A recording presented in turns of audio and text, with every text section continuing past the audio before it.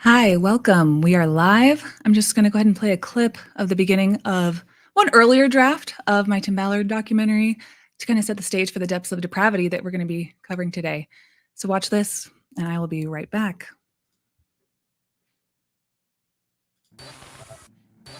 If they have success in what they're doing, they're going to hurt a vehicle that might be the only vehicle available in a certain place at a certain time to rescue children. It's super irresponsible for anybody to pretend to be an expert in this space and make 89. When these women found themselves questioning the legitimacy of tactics involving sexual contact, they often doubted their own instincts. Anybody to pretend to be an expert in this space and make comments that might hurt children. Relying on Ballard's breadth of knowledge about rescue missions to convince themselves that such tactics were normal.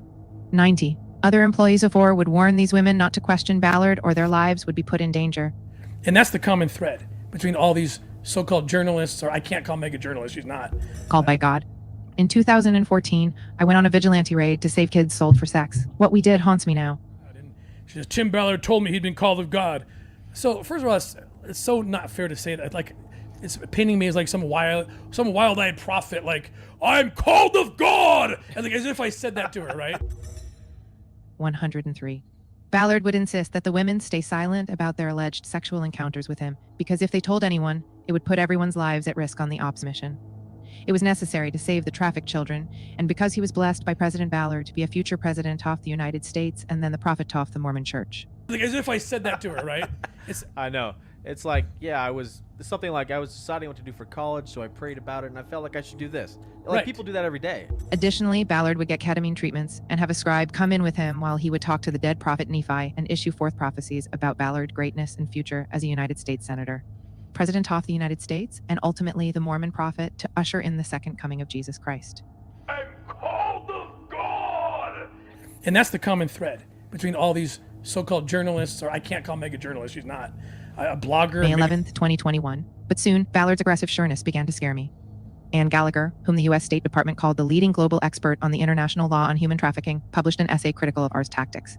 She argued its raids showed an alarming lack of understanding about how sophisticated criminal trafficking networks must be approached and dismantled, and called ours operations arrogant, unethical, and illegal. Ballard sent the article to me and called her a bitch. Then he asked me to write a rebuttal. Ballard did not respond to detailed questions about his comments.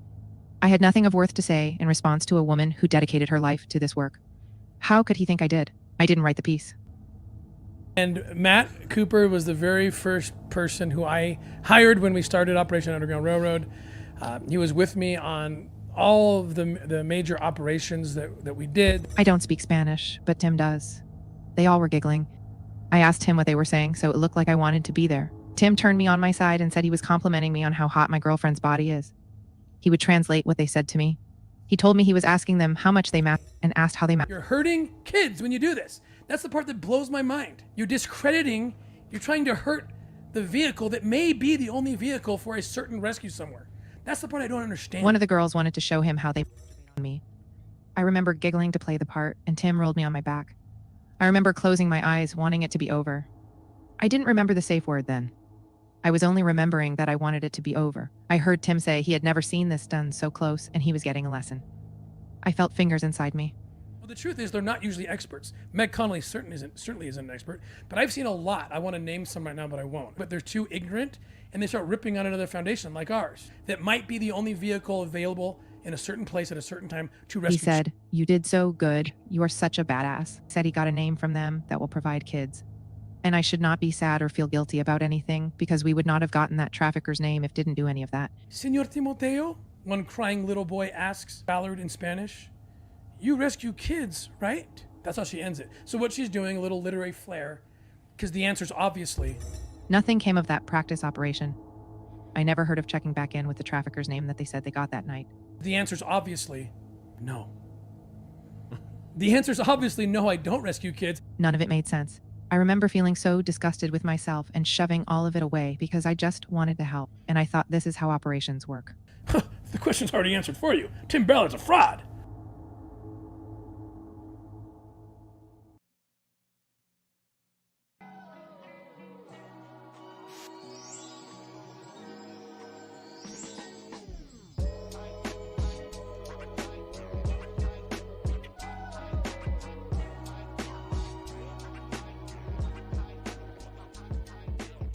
Hello, everybody. My name is Kara Burrell. Sometimes I go by Nuancehoe.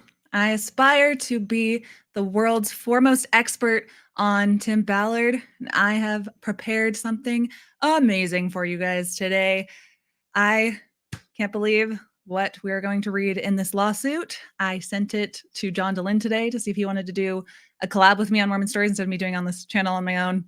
He read it and he's like, is there evidence? Oh boy, is there evidence.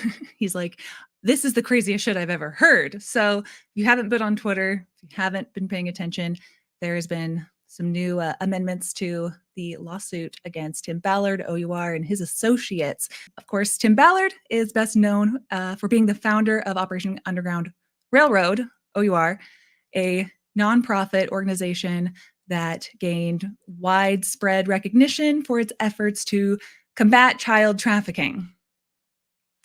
My background, if you're new to my channel, I hope that you subscribe. I hope that if you like this content about Tim Ballard, you will stick around and I can keep doing more.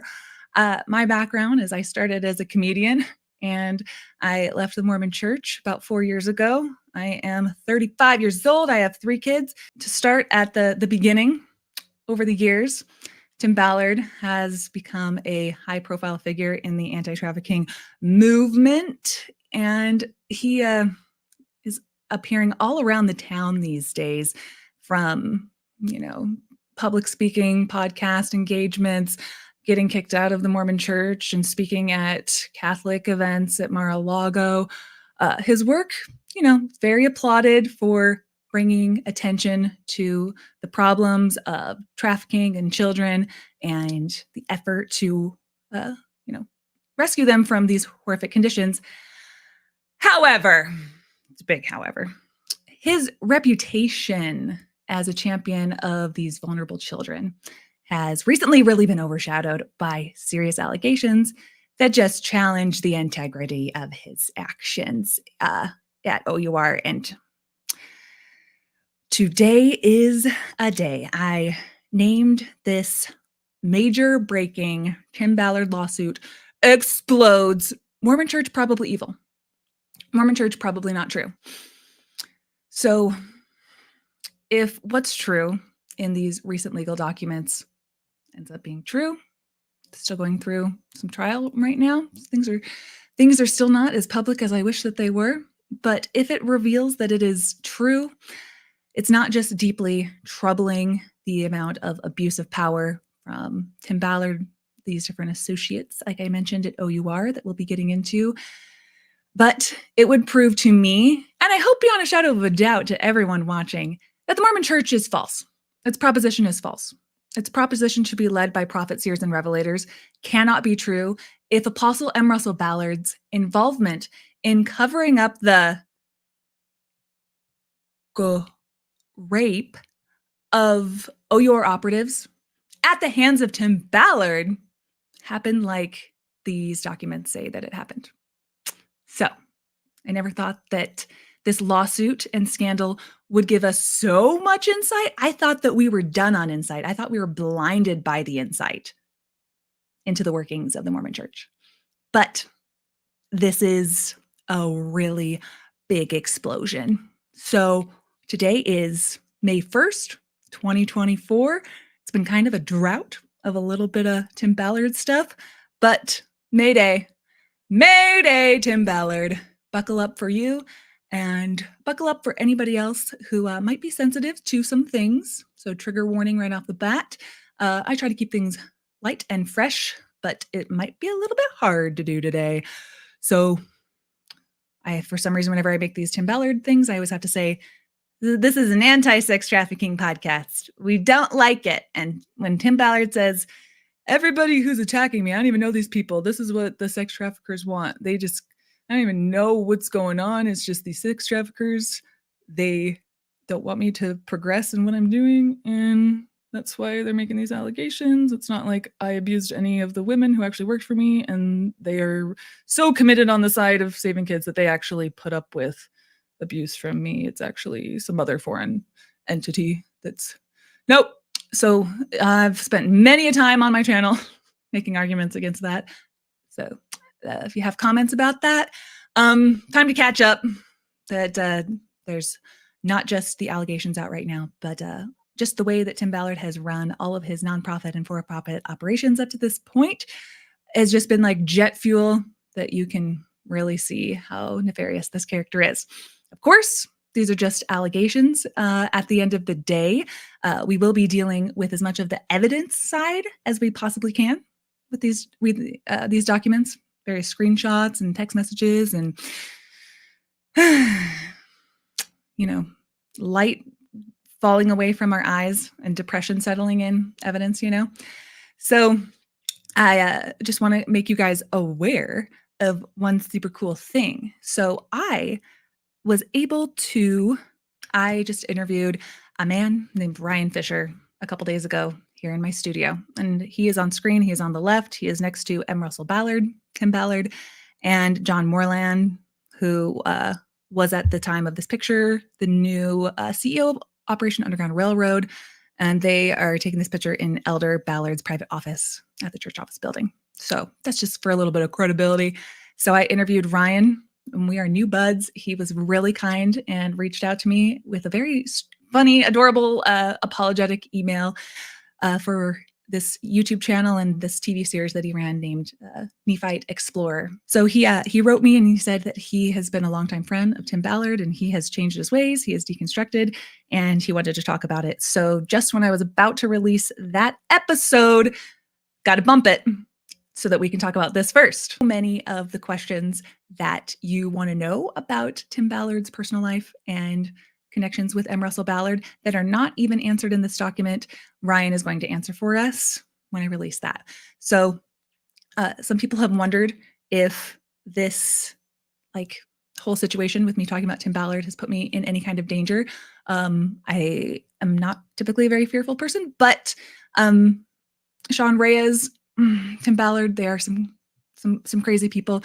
So doing this doesn't come at no cost to my safety, but I hope that you guys will love and support and help fund this podcast and make it all worth it as I try to be the world's foremost expert on Tim Ballard for you guys. I have a grease trip that is coming up August 26th. And one cool thing about it is if you're looking at it and you're like, yeah, that sounds great, it's a little bit too much out of my price range. If it was just I want you to understand that as many people as we can get to go on this grease trip for 7 days, there is a way that I can fundraise, and I can actually put all of that money into my nonprofit and into the podcast. So links are down below if you were interested. I am leaving to work at a summer camp this summer, and I really just want to check out and have all of the spots to my grease trip just filled up and be done with it. So if you have any other questions about what we're doing, the itinerary, the cost, anything like that, please email me. And it actually does help my nonprofit be sustainable, and we get to go to Greece. You guys listen to my little Greece thing. Don't want to bury any leads here. Going to let you know right off the bat what you're in for, and then we're going to go through the lawsuit and I'm going to explain some more things. Please ask all the questions you need to. Top things that I think have shocked the most people. 1, Apostle M. Russell Ballard used a personal psychic. What does that mean? Special witness of Christ, apostle of the church. That's interesting. 2, President Ballard, M. Russell Ballard, was behind the couple's ruse that Tim Ballard used. And this is the big OMG one to me, that Tim Ballard did indeed, allegedly, rape one of the informants, one of the women that started off as a hairdresser. And he went to her house one night, and we will get into that story and how M. Russell Ballard became involved and how he helped him cover it up. So the church wanted to also use Tim Ballard to help them get rid of the word of wisdom, or say that the word of wisdom was false. So if you haven't heard that yet today, that's a fascinating one that we could also philosophize about if that's true and why that would be true. That Tim Ballard arranged a penthouse for the Attorney General, Sean Reyes, to hook up with women and use some white powdery substances. So the LDS Church, I guess, is false in so many different arenas, but the big one that hits me is when things go all the way to the top and to an apostle covering up for sex abuse, having no power of discernment. Mormon Church, probably not true. Mormon Church, probably evil. So Tim Ballard, I have on screen right now when these women did come forward and revealed their faces and started to speak out just a few months ago and filed this lawsuit and put names to faces. One thing that I'm not going to do in this this video is I am, again, the girl who knows each one of their stories and their pictures and their faces and who goes by which synonym sometimes. I don't want to link them because I don't want them to like be any more recognized than they already are. So I kind of have a small picture of them here, but we're not going to do the same for the other people. Want to set the scene for who are we talking about here? Who are the punks? Tim Ballard is a defendant here, and his wife, Catherine Ballard, OUR, also in big trouble. They list in this pretty much all of the board members, all of the associates and things. Janet Russin, the psychic, we can talk more about. She's also listed as really getting into a lot of trouble. And then these are three people, I guess, that I want you to remember. These are really important to the overall story. So right there on the top next to Tim Ballard, that is the current CEO of Operation Underground Railroad, Matt Osborne. And next to him is Matt Cooper. And sometimes he goes by Cooper. And we're going to get into the things that they've been doing. I don't want to bury the lead. You guys have been very patient. People have asked how many other people were doing the couples ruse. Was it just Tim? Was it secretive? Was it not secretive? Oh, was it not? Okay, so they list a bunch of the board members, and it says that defendants Osborne and Cooper are and were principals and or employees at OUR, and TNF stands for the Nazarene Fund, and had actual knowledge of Ballard's and or OUR's misconduct and misrepresentation, and both participated in aiding and abetting the sex trafficking and sexual assault set forth below. The mention of these fiduciary duties in a lawsuit typically point to allegations that the board members failed to meet one or more of fiduciary duties. I'm probably not saying that right because my mouth is really dry and I haven't slept all night. Fiduciary duties are obligations that require the fiduciaries, in this case, the board members, to act in the best interest of the organization they serve and its stakeholders and avoid conflicts of interest. The plaintiffs would argue that such a failure has resulted in damages or harm to them and or the donors, and they seek relief and compensation through legal action.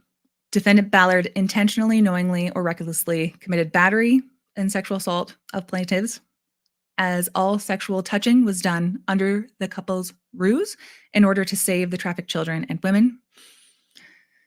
As a direct and proximate result of the wrongful conduct of Ballard, plaintiffs have incurred and will yet incur medical and therapy expenses and lost wages, all to their special damages in the resulting sum. The defendant Ballard made fraudulent statements and actions based upon the couple's ruse. This is what we want to talk about. This was set up and approved to help in fighting human trafficking, which they knew were not helpful and not going to result in the saving of any kids. And the defendant Ballard knew that to be false for the purposes of inducing the plaintiffs into participating or attempting to have them participate in the couple's ruse so that Ballard could act out his sexual proclivities. And I updated this slides, but I don't think it updated everything that I wanted in here because I put in some pictures of, Cooper down in the Caribbean, riding one of those underwater ski-doo things. I don't know what they're called. They look so sweet, and I still haven't gotten on one. Maybe, why do they get to go to the Caribbean and I've never left the country? Again, I have an honest nonprofit. But the complaint further alleges that the couple's ruse was an institutional policy within OUR, known and facilitated by its management and board. And when Tim Ballard says things to the effect of maybe like this. Anyone listening, how dare you or anybody dictate to a child, because it's easier to, you're not going to hurt me. To a child, you're going to tell that child what kind of rescue they need. And if it doesn't fit into the worldview that you have, then I guess they're better off not being rescued. When they go to the Caribbean and they are able to spend thousands, probably up to millions of dollars, flying first class, taking all various women, training them on basically how to have sex with Tim Ballard, so that, and the other people within OUR, that is what the donor money was going towards. And if you don't like that, then I guess you just don't like rescuing kids. So probably one of the saddest but most interesting facts about this entire debacle to me is that, listen to me when I say, there is more evidence that Tim Ballard has sex trafficked women, like the ones in this lawsuit, that he has sex trafficked women than he has ever saved even one child. He has claimed about like 7,000, I think is his number, of like women and children that he's helped rescue. Not a single one of them, keep in mind, has been like, yes, I am a child. Yes, this OUR saved me. No, that's my brother, my sister. Nobody has come forward. And even the things that Tim has used to make films out of and documentaries and prop up OUR, there's a long history of even those being propaganda and not true at all. Like, even like whatever you're selling Tim Ballard, it just isn't there. So the greatest and saddest irony is this system within this Mormon Church, Tim Ballard, starting off as this guy who's really interested in American history and connecting it with Mormonism into this whole new Mormon nationalism thing called the American Covenant. Another one of my obsessions. I won't play the clip again, and then that linking into getting tied in with M. Russell Ballard within the church, Glenn Beck, the conservative talk show host, and then M. Russell Ballard, the Apostle, said, hey, I heard that there is a little boy named Gardy Marty down in Haiti right after the earthquake, got kidnapped. Very, very sad story, right out of like the front of his Mormon church, his dad being a bishop. Tim Ballard, can you help him?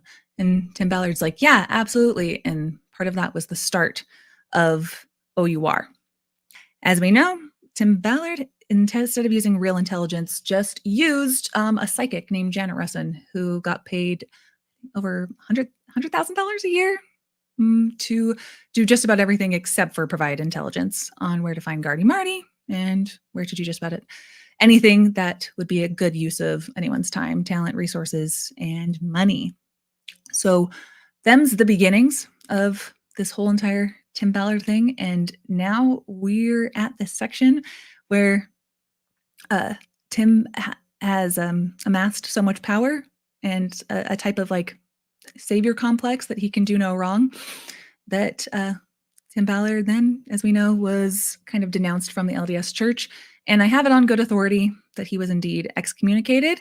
And my new friend Ryan that I told you about, that's going to be sitting down, we go into a lot of different things in our interview that you should look out for about Tim Ballard's mental state on a lot of things, if he had the second anointing, and what M. Russell Ballard, the Apostle, what his actual business dealings were with them. Ryan was in on those meetings. Glenn Beck and M. Russell Ballard supporting Tim's narratives and projects to Mormon and Christian and right-wing audiences. Glenn Beck, of course, hosting Tim Ballard many times on his show, contributing to Tim Ballard's credibility.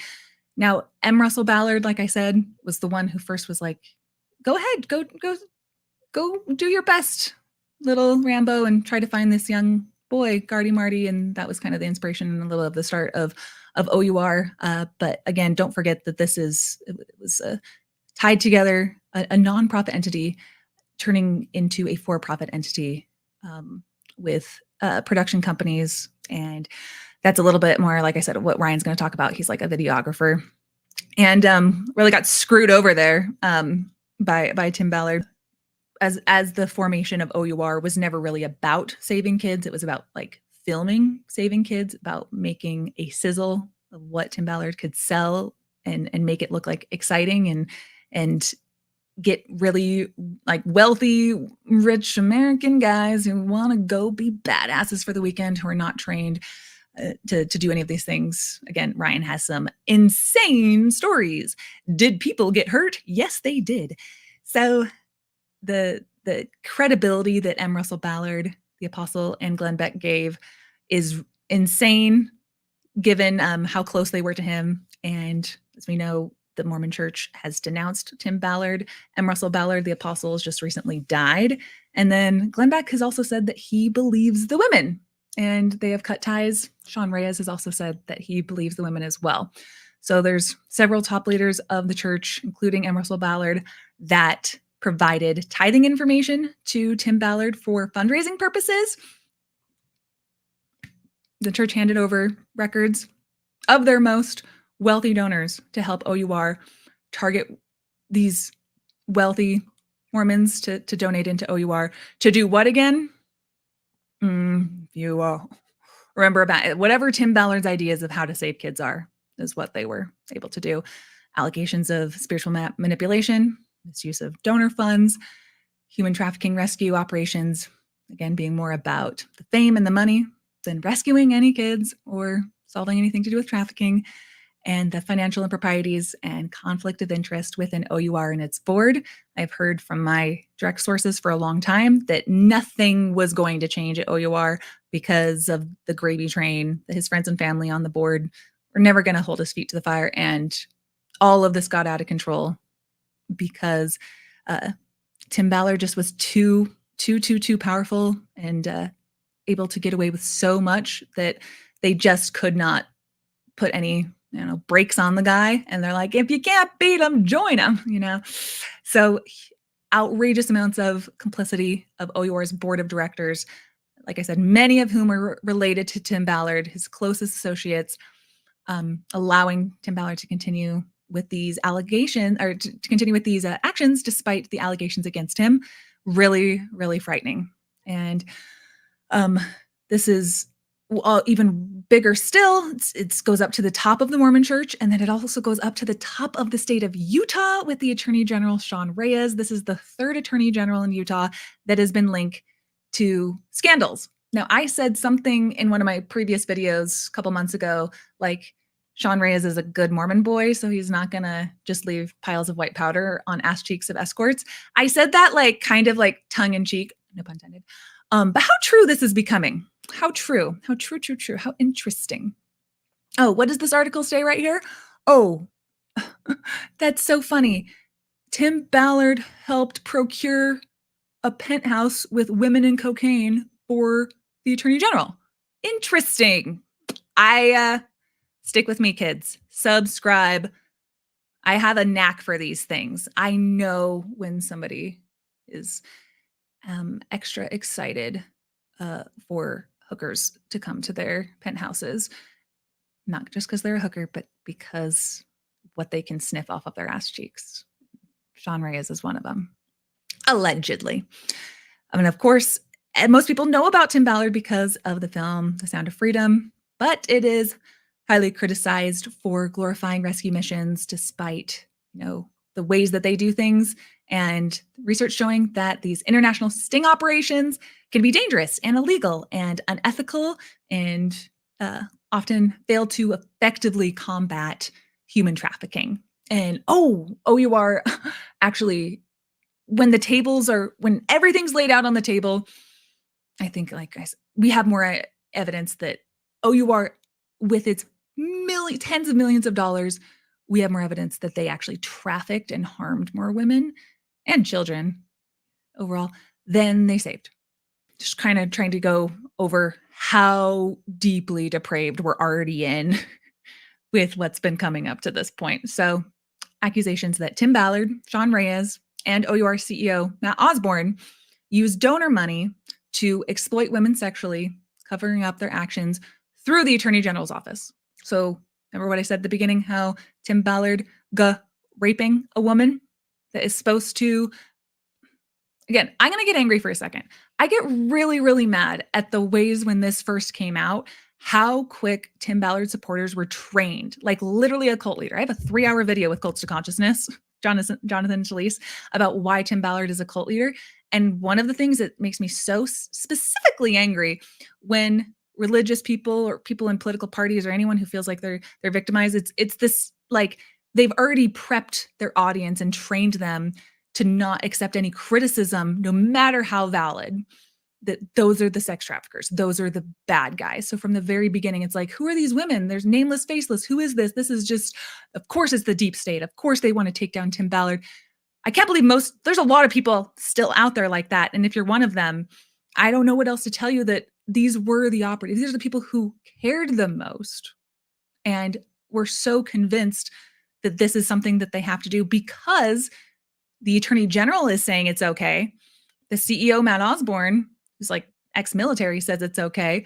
Everyone around them and the entire system of OUR, whenever they would complain about something, they're like, that's what Tim does. Yeah, this is an actual like systemic practice within it. How sick and disgusting when these women finally try to come out and say what happened to them, that they're then twisted around and saying, well, that's what you wanted, or you work for the sex traffickers, when it's a simple equation of a man taking advantage of women, thinking that if he just hires his psychic medium, Janet Russin, for enough money an hour, she can tell him, hey, I actually think that you and Kira, not me, you guys were actually married in a previous life. So it's not cheating. And let me go ahead and take her. She's your next one. And turns out that Janet Russin and Tim's wife, Catherine, were actually like specifically picking the women that Tim Ballard was going to be engaging in the couples ruse with. It's really sick. So these women, they thought they were doing something good. And then when they want to get some justice and they want to try to stop it, and it goes all the way up to the top of OUR, and there's actually an internal freaking investigation. And the investigation finds that all of these allegations are actually credible and needs to remove Tim Ballard. Whole gravy train of his family still stays. They're still obscuring and obstructing. The Mormon Church is up to Russell and Ballard is covering up the grape of one of these victims, of one of these like past operators, who just started as a hairstylist. It ranges. There's like ex-military social workers who get their eyes sockets punched in forever doing stupid exercises that don't need to be done, to dive for knives in the middle of a mat. So it goes from like, that's one of the women, all the way to like hairdressers who and didn't know that they were going to be signing up when they came over to cut Tim Ballard's hair. They didn't know that they were going to be talked into something that would lead to Tim Ballard thinking it was okay to grape them. And that when they would complain at OUR, not much is done about it. It goes all the way up to Attorney General Sean Reyes. So I think allegedly, I don't know what I'm allowed to say, got to be careful, but allegedly, my own personal experience of what I read, Tim and his close friendship with Attorney General Sean Reyes is insane. It goes really deep. Sean Reyes is accused of obstructing the investigations and intimidating victims from coming forward. Highest like law officer in Utah obstructing for his friend. Interesting. So it's like, you can get cocaine a lot of places, Sean. You don't have to get it from Tim. You don't have to do him that many favors. And then the allegation suggests that Sean Reyes protected Tim and OUR from investigation despite receiving complaints of fraud and sex abuse, because that's kind of his job to like, looking at that kind of stuff.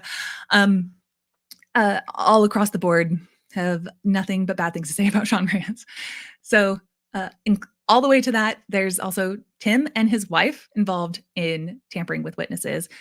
Tim and his whole background of being this like ex-CIA, Homeland Security, when it turns out from people I have spoken to and what's alleged in the lawsuits as well, that it's really nothing more than a lot of pushing paperwork and like kind of internship stuff, and not the Rambo training that he led us to believe that he had.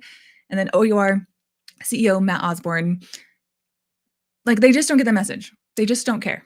He did a fireside devotional a couple months ago Matt Osborne. We're going to get into what he did and what's alleged in this. But for the CEO of OUR to be doing the things that he did and covering up the things that he did, and like I mentioned at the beginning, what your actual duties are when you run a business and you run a nonprofit and you have a board, and in other places it's like what's most responsible for our stockholders that helps with the dividends, but as a nonprofit that is helping kids in this charitable organization, everything was done not even in the best interest of what Tim wanted. It was just to help him from not exploding on himself because he's such an unhealthy person. It's a whatever Tim wants show. And so that's a major part of the lawsuit, is how Tim was able to run this thing like a cult leader. So interesting. I have been saying that for a long time, and Tim Ballard fans sure have acted like cult leaders, have they not? But oh man, if it comes out that I'm allowed to say why he was excommunicated, specifically what the beef was between the church and him, I would love to just blow your mind, because people have all been wondering, like, where's this all going within the Mormon Church, So back to Matt Osborne. You got one job to do, kid. Stop sex trafficking. If you can't stop sex trafficking, can you stop pretending like you know how to stop it, or you're just like really good at practicing it? Because then he did a Mormon youth fireside devotional a couple months ago on grooming tactics and extortion schemes.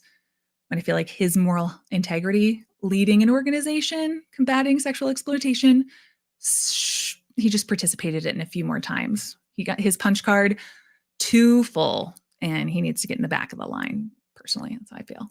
And just failed to do the job at any level. So many more things I could get into, other new things that have come out recently. One plaintiff of the lawsuit, not involved so much in like the sex abuse, I believe, but says that there's an audio recording that prove OUR lied about sex slaves to raise money. And Fox 13 has reported that. And I mean, I can give you a 2-hour rant on everything that OUR has lied about to raise money. Holy crap, we got 760 people in the live stream. Thank you guys. I didn't want to say too much at the beginning that I literally pulled an all-nighter, and it is 5:30 my time, and I haven't slept all night, and I have never been awake this long. I didn't want to like lean back on that so that if I like sucked, I'd be like, don't blame me, I'm tired. I worked really hard on this because this is a really big, extensive lawsuit, and I wanted to spend a lot of time combing through it and explaining it to you guys. So I'm feeling fine. I'm feeling good. I have everything that you would need to be able to be entertained while your heart also sinks and your stomach drops to the floor. So one of Ballard's closest friends is Utah Attorney General Sean Reyes, with Reyes promoting Ballard until just recently to be the next United States Senator from the state of Utah. According to General Reyes's webpage, Reyes is the top law enforcement official. Let me tell the jokes. Top law enforcement official in Utah, charged with protecting consumers from those who abuse the law. He's best friends with Tim Ballard. I hate this state. Again, providing credibility to Ballard and OUR that was not warranted. I love to laugh at things that are true, though. That's very true. General Reyes, stop calling him that. Sean Reyes, who is a dude who peaked in high school, has repeatedly vouched for OUR and Tim Ballard, even participating in an alleged op in Colombia, which was well publicized in Utah, giving Ballard the cover of the top law enforcement officer in the state of Utah to carry out his purposes, including the couple's ruse. If the top law enforcement officer in Utah is like, totally, that's the way that we catch bad guys, take off your bra. Even while consumer complaints and criminal investigations were coming into his office regarding the improprieties of OUR and Ballard, Sean Reyes. I do have an informant. I've told you guys this before, and I'm going to stop making promises that I can't keep because I wanted to finish my documentary before I left for the summer, but some things have come up, and I think it's actually going to be bigger than ever. I might make it into a full-fledged documentary. I might like leave my house and like film people and interview people because everyone's like, where is it? But one of the big things that I do need to cover in the future is I know so much about Sean Reyes. He's a real life villain. Sean Reyes, if you're listening, stop twirling your mustache and start defending the consumer complaints in the state of Utah and do your job. Put down your naked cat. Freaking get to work, Sean Reyes. Real life super villain. OUR gave grants totaling $1 million to the Utah Attorney General's office in order to motivate General Reyes to protect Ballard and OUR. Again, if this isn't true, maybe it's not true, but I have a strong feeling that they know the lawyers and so forth, they know how much scrutiny that this is going to be under. They're fighting the entire state of Utah. They're fighting the fucking Mormon Church. Like, I think that they're going to do as much as they can to only say things they can provide evidence for and are corroborated somehow. And that's quite the allegation, as we will get into. So when the Davis County Attorney Office opened a criminal investigation into OUR and Ballard, Ballard questioned General Reyes about how he spent the nearly $1 million grant. And according to witnesses, Ballard claimed that Reyes lied to him about how he spent it. Hookers and blow. Ballard was angry.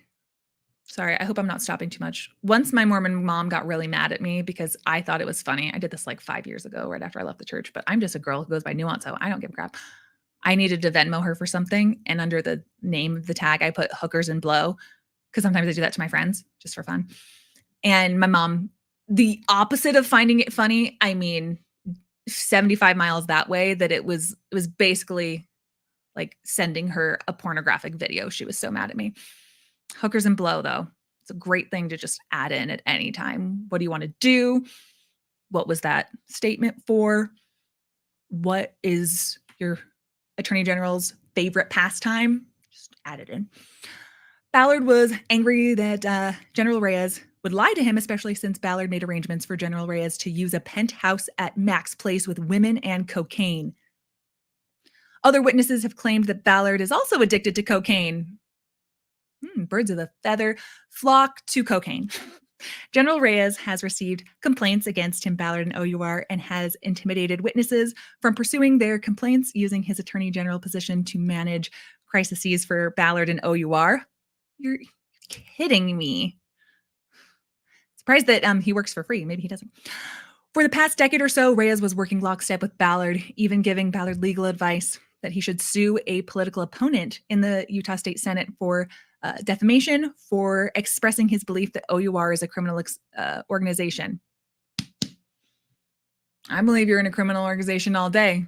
Just because I'm not in the state Senate, I'm not a nobody. Why don't you come after me? Who's afraid of little old me? It's not a Nuancehoe podcast until I have a Taylor Swift reference. So this is interesting. These are the text messages between, I believe, Tim Ballard and Sean Reyes, which I'll read in a second. But it says, Ballard, in an unsecured text message that prompted his high-paid publicist, Matthew Faracci,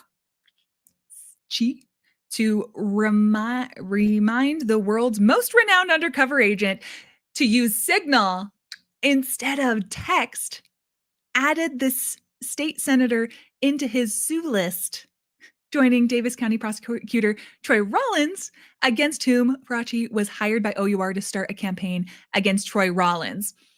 Sounds like a Mean Girls. Sounds like a Mean Girls switcheroo situation. Sean Reyes says, this state legislator is a punk. He has tried to get me impeached. His statement that OUR is criminal is defamatory per se would make for a good case. Thousands of views and retweets. People are paying attention when we do crappy things. Defamation. I know we are focused on Sound of Freedom, but it's a good chance for OUR to tell its story. Who in OUR is best for me to talk about the possibility of filing lawsuit? Striking him down would send a message nationally. Sean Reyes, I have nothing left to say to you besides maybe go home to your wife and 5 kids and stop allegedly cheating on them constantly and allegedly doing illegal drugs. Maybe get a life. Maybe get off your phone. We will sue him, Tim says. He is a Utah state legislator. Yes, stupid on his part. He's going crazy with success of the film. Anyone can say a lot of stupid things that can be called opinion. You should know. It's so funny. I know when I'm talking about an opinion, but Tim Ballard goes around saying that sex trafficking is the fastest growing criminal enterprise. It's the biggest thing in the entire world, and the best way to combat it is sleeping with attractive hairstylists. That is fact, according to Tim Ballard. Fact. Anyone could say a lot of stupid things and be called opinion, but when you call an organization criminal, it's defamatory, per se. He just cost himself. There are plenty of other haters out there, but none I've seen who have made a factual statement that, oh, you are, or you are criminal. Well, welcome to the Tim Ballard Shit Show. You'll see plenty of them. Now, this is where we get to the Mormon Apostle M. Russell Ballard and the Mormon Church connection. Again, there's a proposition with the Mormon Church. Let's not forget, if you are not raised LDS, you don't know how it's set up. There is a restoration. All the other churches are an abomination before the Lord. Joseph Smith restored it. Book of Mormon, most correct book on earth, never to be removed again. The power and authority lies with the Mormon Church solely. Everyone else, sorry, you're not going to cut it. So God has his 12 apostles and his prophet and his first counselors. And M. Russell Ballard was a very, very, very old man, as they all are in the quorum of the 12 apostles. Had a lifetime of, working in the church, and when not doing that, other different failures, until he was what they call here quite church broke, that the church was able to kind of bail him out from making so many stupid investments and not knowing how to tell something good from a fraud. And that's when the church leadership was like, you're really poor and you don't know how to tell truth from frauds. Will you please come work for us in a lifetime commitment until you die? So what's interesting about just what I said there, the way in which Mormons are supposed to relate to their leaders, that they are apostles. Sometimes they say that they've seen God, seen Jesus Christ. They are mouthpieces for God. This is a restoration. Nobody else has this connection to God. If you think you're having some personal revelation, but it doesn't align with the leaders, you need to think twice, sister or brother. It's time to get in line. And when the people that they need to get in line with are 30 years behind civil rights, or are so susceptible to frauds, or are 95 years old, or are, in bed with like Tim Ballard and a reconstruction of American history that centers Mormonism in the middle, that this is where everything took place. The Book of Mormon took place in America. It was restored by Joseph Smith in America. The church's headquarters are in America. And the most defrauded people are in the Utah part of America. Something super to be proud of. So that's the type of Mormon church we're talking about. So I think Mormons just need to be so conscientious of the rates of fraud that exist at much higher per capita levels in Utah, from MLMs to just people thinking they can trust their friendly neighborhood, whoever who goes to their ward with them, because they hold this position. Don't mean jack shit. Somebody can take advantage of you. All the same. Don't forget, cult leaders come in all shapes and sizes. Even if you're like, I'm Mormon, it's not a cult. But sometimes just the lack of discernment is not always there. And that is what we see so much throughout this case of people, especially these women, trusting in their male leadership pretty explicitly. And if you were raised Mormon, you know that that's kind of part of the package deal. Yay, I don't have to think for myself. And also, oh no, I just got assaulted because they told me that that's what God told me I have to do because I was apparently married to this guy in the past life, according to some other psychic that he pays. It's a real funny system. USA. So since college, defendant Ballard, now remember Tim Ballard and M. Russell Ballard, no relation. I don't like whatever glitch in the freaking matrix it is that these two guys have the same last name. Wish it was different. President Ballard, through his leadership role in the Mormon Church, became good friends with several wealthy members of the church, including Russell Brunson, founder of ClickFunnels, and Ken Krogh, the founder of Inside Sales and founder of the Spear Fund. I love to add a little bit more context. Back when all of this was coming out, back in September, I just reveled in knowing how much was coming out because I had people reaching out to me with inside sources. And I watched things like Ward Radio, when all these Garden and Quaco and all these guys being like, these are just some dumb feminist bitches are trying to cash in on like, believing all women. It's like, hold the phone, folks. And I think Cardin said in that he like was talking to some of these people, at least sounded like he was talking to the Ken Crow guy. Said he was talking to somebody at the top of the Spear Fund, and he's like, I don't know, I can't go either way. Like some people say that they're believing the women, but I talked to the guys at the Spear Fund, and he's like, Tim would freaking never do that. I think Ken Krogh was involved in the couples ruse. I think maybe you guys aren't thinking big enough, and that was my entire problem. If you watch my previous videos, that at the beginning, all of the Mormon men who were so distrustful of like, why does Vice News have this statement? Like, why does this tabloid have this statement? Like.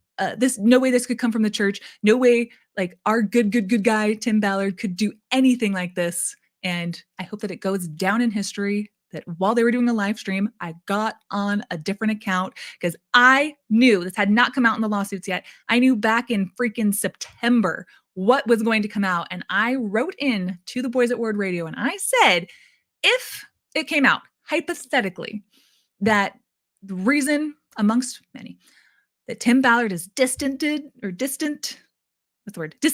whatever. Haven't slept, from the church is because he was practicing like oral sex, with his operatives. What if that was the reason why? And the reaction of the people, of these men on Ward Radio, probably like 4 of them at the time, the like hollering laughter that they were like, you wouldn't be able to like get out of bed if you did that. I just want Mormons, whoever, men, women, whoever, nothing is out of the realm of possibilities when we are, money and power and influence. It's just be so freaking for real at what those types of things do to people. And that just because somebody's in your inner circle doesn't mean they're not susceptible to it. So it just frustrates me how I want Mormonism to be a healthier place to belong to. Here's my dad. Not now, Father. My dad is very Mormon. He's probably wearing a Trump hat right now. That's why I didn't answer his phone call.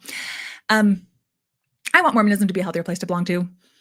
And we got to be more serious about what types of things Mormons actually face. And sometimes it's not thinking big enough things. So it's like, I talked to my bro over at the Spear Fund that also has a vested interest in protecting Tim Ballard's reputation. And also I am sleeping with women that aren't my wife and abusing them under this couples ruse thing. No way Tim Ballard would do that. Again, I'm saying this like, allegedly, but it just is frustrating when they're like, no, never, could not be done.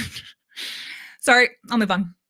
Ken Krogh, a disciple of Tom Harrison, who claims to have gotten his authority to spell his name Thom from Satan. I just made that up. I just don't know why it's spelled like that. Who claims to have gotten his authority from Elder Neil A. Maxwell, now deceased of the Mormon Church, started having visions of Tim Ballard, and the two developed a very close friendship. Now, here's where we get into the kooky stuff. President Ballard, a direct descendant of the founders of the Mormon Church, experienced repeated business failures in his life. See, told you. But was financially rescued by the Mormon Church and placed into leadership positions that ended with him being the third most senior leader in the Mormon Church. Witness reports that President Ballard was enamored by Tim Ballard's faux history book regarding the American Covenant. The American Covenant, if you haven't heard me talk about it before, I'm going to be going into it super, super in depth in, like I said, Ryan's interview that's coming out. He went on American Covenant tours, lives in Heber, Utah, and loves his family and stuff. And he came around on women's rights and LGBTQ issues and just led with love and has left the church over it. Went from that side to that side. How it can be done. Oh, can't wait for you guys to see this interview. But the American Covenant stuff, something that Ryan was there for. And like I've said a million times, this ultra conservative version of Mormonism, where they think that Tim Ballard literally believes that Nephi and Lehi sailed from Jerusalem in 600 BC and they docked their boat. Like they got here and they went to like Tallahassee, Florida. And that like Zarahemla that was destroyed in the Book of Mormon, that's like Nauvoo, Illinois. Okay. It's so literal, but it's interesting because the Mormon Church doesn't want to take a literal stance on where the Book of Mormon came from. And Tim Ballard's like, I will. Tell me everything you know that's completely disprovable. I love knowing how much you can lie to make money. It's fascinating, this web that you've made. No, I don't think you understand. I'm obsessed. Okay. President Ballard used his authority and position to recruit wealthy Mormon members such as Brunson and Krogh to provide business coaching and mentorship to Tim Ballard, as well as asking them to donate to Tim's organization, including OUR and the Spear Fund. President Ballard also encouraged Tim Ballard's book being sold at Deseret Book and encouraged his speaking engagement at BYU TV, where Ballard and his close associates could sell their views of the American covenant. Lisa wants to know, can anyone bottom line this for me? What is the breaking bombshell news? So I didn't want to bury the lead. I said a lot of it at the beginning. Hookers and blow. It's always hookers and blow. No. And it's always saying that you speak for God and you're allowed to grape people. It's always saying that you are friends with one of the top #1 talker to God guys, and he said that I'm allowed to grape you and we shouldn't report it to anybody. So I mentioned a lot of the stuff at the top, but I wanted to go through this lawsuit. I don't care how long it takes. I have scheduled commercial pee breaks for I'm going to play something so I can go pee because I'm going to be here all night. I did not spend the last 12 hours making this and reading this just to leave you guys empty-handed. Grifters have really cornered the market on hookers and blow, which is unfortunate. I was going to get into it, but it just seems so stereotyped, you know? Sorry that hair up, and here's a couple of bucks to make you feel better. If you didn't know, I was about to start, and I was pouring some coffee from one cup to the other, and it had a lid, and it just exploded. And I have this brand new white shirt, the cutest white shirt in the entire world, and it exploded all over me, and I was just about to walk up here and start, and I cried. And so that makes up for it. I don't want to buy another coffee from it, though. I'm off coffee now. Thank you, Alan, for the $5. Send your husband out to get you coffee on me. Another $5. Thank you. This really does help the channel so much. I am working my butt off to try to get everything that I can secured before I go to camp. Don't be sad, Kara. Your work is valuable. Thank you for the $2. Paul, thank you for the $20. Cannot thank you enough. This is amazing. I should talk about Tim Ballard every day. Thanks, Kara. Why are religious fanatics so corrupt? John DeLynn taught me a perfect phrase. I probably could have come up with it on my own, but just nobody should be allowed to talk for God. You can say that God talks to you. Once you say God talks to me for you, and you got to do what I say, there's no argument to God talks. I talk to God and you don't. Actually, John didn't tell me that. I said that in my first Mormon Stories interview. Got that sucker. It's a bad system. Energy drinks, $20. Thank you, guys. You can also become a donor to join my channel to get other kinds of perks, which I don't have time to explain right now. Thank you, Max. All-nighter, and you are fighting the good fight now, Nuance. Keep crushing it, and remember, health in the navel, marrow in the bones. I just went to go, if you guys have followed my channel for a while, Die Shiny, my friend Callie and Zach, they have the song Sacrament. I just went and saw them perform again last night. Health in the navel, marrow in the bones. You guys know that hit, right? I'm not a very responsible person. If I get an idea in my head and it's a fun thing, I do the fun thing first. So I will admit I was at that concert till, I'm going to say 10:30. And then between the hours of 10:30 and 2 a.m., I was writing a parody of Tell It to My Heart from Taylor Dane about this entire podcast episode. It's like, tell it to the court. Stuff like that. So I spent all night making a parody song. Maybe I'll release it. I don't know if it's cringy, but it's kind of fun. Tell it to the court. I wish I knew the lyrics now. I forgot them. Okay. All right. Just want to make sure I got that shout out to you guys. Thank you. Okay. Go back to the good stuff. Did I get you, Tracy? Thank you. Okay. Here for it, sister. Take your time. It's really hard to do podcasts by yourself. I'm the producer. I'm the writer. I'm the editor. I didn't want to edit this. I wanted to get it out ASAP. That's why I stayed up all night. Don't care what it takes. So release it. Mormon true crime is a thing. All right. I'm going to dive back in. So I want to not give away too much so that you watch Ryan's interview that comes out in a couple days. But this section right here with 75 about President Ballard also encouraged Tim Ballard's book being sold in Deseret Book. when is it just like crossing the line into corrupt and like WTF, you know? Like, so Ryan's got some information. Remember, he was in those meetings earlier, so watch out for that. Ken Krogh saw a vision of Tony Robbins and other wealthy persons coming to Tim Ballard to help in this cause. Ken Krogh shared these visions with President Ballard, who was meeting regularly with Tim Ballard to help him develop his business goals. Upon information and belief, President Ballard and or Ken Krogh use psychic Janet Russin for readings to advise them of how they should proceed in all aspects of their lives. Mormonism isn't even true to the top leaders of the freaking church who have, again, let me reiterate, super crystal clear here. If I was Mormon and I found out that, like, so thankful Joseph Smith restored the church. God bless them. We finally have prophets, seers, and revelators. Amazing that we can follow their guidance and we can read from the scriptures and they know what's right. And the very people that are in those positions in the church, if I knew that all of the people I looked up to, when I have to circumvent my own like internal compass and authority for what's right, because the church says if it's out of alignment, you need to go with what the prophets are. If I were in that system and I did that to find out that the very apostle, like M. Russell Ballard, he doesn't know what the freak's going on. He's consulting Janet Russin as a psychic. And I'm not saying psychics are real or not. What I am saying is this one specifically, as it is alleged, this one specifically manipulated and groomed women like a Ghislaine Maxwell to a Jeffrey Epstein. This psychic specifically got paid to take money, to provide intelligence, to find missing kids. That's serious work. Has never produced anything. And then, I mean, what she produced was results for Tim Ballard's penis. Like, if that ain't the way to just be popular in the world as a lady, you know, I can't argue with that, Janet. So President Ballard, that's one of the big people asking for big bombshell items. Upon information and belief, President Ballard and or Ken Krogh used psychics, Janet Russin, for readings to advise them of how they should proceed in all aspects of their lives. Should I tell people that gay people are fine? Did you ask the psychic about that? Or was it just like the business dealings of how to defraud more people? We can do better. We can really do better.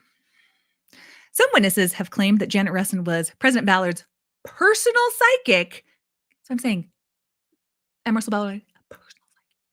And that President Ballard vouched for her psychic powers whenever people would question Ballard about using a psychic as his only source of locating trafficked children. Now, if I'm stopping too much, you can really tell me, because I just love adding context and I'll be here all night. So if you remember back to like when a lot of this stuff first came out, these different allegations and so forth came out, and you could actually read a lot of this stuff before the women like filed this lawsuit. For instance, from what was still available, there's maybe like 80 pages from like the Davis County Investigator's Office, which really pissed me off because all those word radio people are like, Tim Ballard's great. He's totally innocent. So much of this, all this corruption, so much of that is in those documents. And like, if you really want to know what you're working with and you're like, these women better show their faces, like, why don't you read these 80 pages first and see what the investigators of Davis County like have already put together, and then it had to got shelved because it's so corrupt that Sean Reyes, who's best buds with Tim Ballard, is forcing it to be shelved for a while. Now that's changed, but anyway, when people were trying to figure out the language, because I just felt like, tell me if you guys relate to this. I knew a little bit about Tim Ballard, a little bit about this and that, a little bit of this, a little bit of that. Stab me with a kiss and we're off to bed. I'm just thinking of weapons to hurt these men with. Sorry. But I think, did we not all feel that we just got like dropped a gigantic like scavenger hunt puzzle of a box that just keeps like having new presents inside of it? It's like a gift that keeps giving that got dropped off on whenever it was September 12th or something, when the church released that statement device. It was like, no way, disavowed. They used to be friends, Tim and M. Russell Ballard. No longer, betrayed his trust for doing some really inappropriate, immoral things. We don't like him. He's not our friend.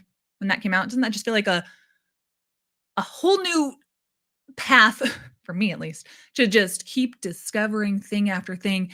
And I think within that, at that time, when it was just like, using Elder Ballard's name like unauthorized for like business dealings and stuff, like that was included in the church's thing. And everyone was kind of right. It was like, that's very straightforward to be like, he sucks for this, this, and this reason, but 17 other secret reasons that we won't tell you. Like, it's a fascinating thing, right? But I think people, again, have not been able to think big enough. Okay. So just from what it just said, that, that Tim Ballard and President Ballard were so tight that he's got his own personal, like, think bigger. It's not just that like Tim Ballard might be throwing around President Ballard's name here and there because he's trying to make some deals. What if the quorum of the 12, what if the church is so corrupt that they don't even minister as their jobs? They're literally just doing like shady deals for their shady friends to make shady money for their kids and grandkids because that's what they get to do. And if they think it's right, it's right. And they have the second anointing, and who else cares, And just in case psychics need some employment, I'll hire one of those too. At the charity of my heart is I'll give a psychic a job, and she'll also confirm to me all the things that I already wanted. So I'm covered in the Mormon sphere and also like, the crystally spiritual occulty sphere. That's really covered all their bases there. Except for not reporting grape to any authorities. Just cover your bases. President Ballard, Tim Ballard, and others formed a private business, the Defendant Slave Stealers LLC, with its principal place of business being in President Ballard's son-in-law's office, where the Ballards and other investors could monetize the purported work that OUR was performing using the missionary program of the Mormon Church as its template and the Mormon Church networks as fundraising assembly lines. President Ballard leaned on his wealthy tithe-paying friends and pressured his peers in the Quorum of the 12 and 70 for significant donations to slave stealers to use. On behalf of slave stealers, Ballard would go out and produce sizzle through his several videos of faux rescues. Remember what I said about how many kids are actually being rescued? It's all for show, to get the money, the power, the connections, the I do this, I'm a big tough Rambo guy. Where are the results though? Do I need to play that clip again? If you're asking Tim Ballard, I guess you don't want kids to be rescued if you don't like the way that he needs to set up for-profit businesses that just exploit children and put them in situations where they normally wouldn't be even close to sex trafficked, but put them in those situations because you're wealthy American guys who need some cool documentary footage to go show the other cool white guys back home, or the ones who want to be cool, what you can do if you give us some money and stuff. So that's really, on behalf of slave stealers, Ballard would go out and produce sizzle through several videos, I already read that, and sell them to OUR. Spear Fund, making it look like it was all being done on behalf of his nonprofit companies, when in fact it was to line his pockets and the pockets of President Ballard and the other owners of Slave Stealers LLC. I won't go into explaining the entire whiteboard again. I've explained it a million times, but 2019, there was a meeting between, I could pull it up. I technically have, do you guys want to see the whiteboard? Whiteboard, USA, WHI, I didn't sleep, I don't know how to spell it. Just for fun. Let's just remember, if you don't like the way that Tim Ballard is saving kids by putting on this wig and glasses and spending a lot of time on fake tattoos and stuff and sending dirty pictures into the burner phones that they don't even have secured, if you got a problem with that, what's your name? Mel Gibson? I stole this from, because I go behind all the paywalls. This is a picture from a speech that Tim Ballard gave at the Book of Mormon Evidence Conference. Again, I'm obsessed. It's Rod Meldrum's whole entire thing. That's where they believe that the earth is got a water core instead of a magma one, and that the Book of Mormon took place in the Americas. So I have so many things for this documentary, if I can ever compile everything. Tim Ballard literally calls out the entire audience of the Book of Mormon Evidence Conference. He calls out all of them. He's trying to talk about Russia. It's a funny story. Don't want to be here all night, but, and he goes, because some people are like, don't like Russia in the crowd. And he's like, listen, you guys, I love you. Talking to a couple hundred Mormons in this cult within a cult. And he's like, listen, I love you guys, but sometimes you guys are like the easiest to buy into conspiracies. Like you guys will believe anything. And he says that. I need to get that in my little clip section. But like, even Mel Gibson in this speech he gave, he's like, here's me and Mel Gibson just casually calling my buddy Mel. And Mel Gibson's like, you look idiotic. And everyone laughs. It's like, it's not that funny to be spending all this money to look that terrible and do nothing but abuse women with it. Let me make this full screen for a sec. I'm going to explain this 1 minute tops. Okay, go.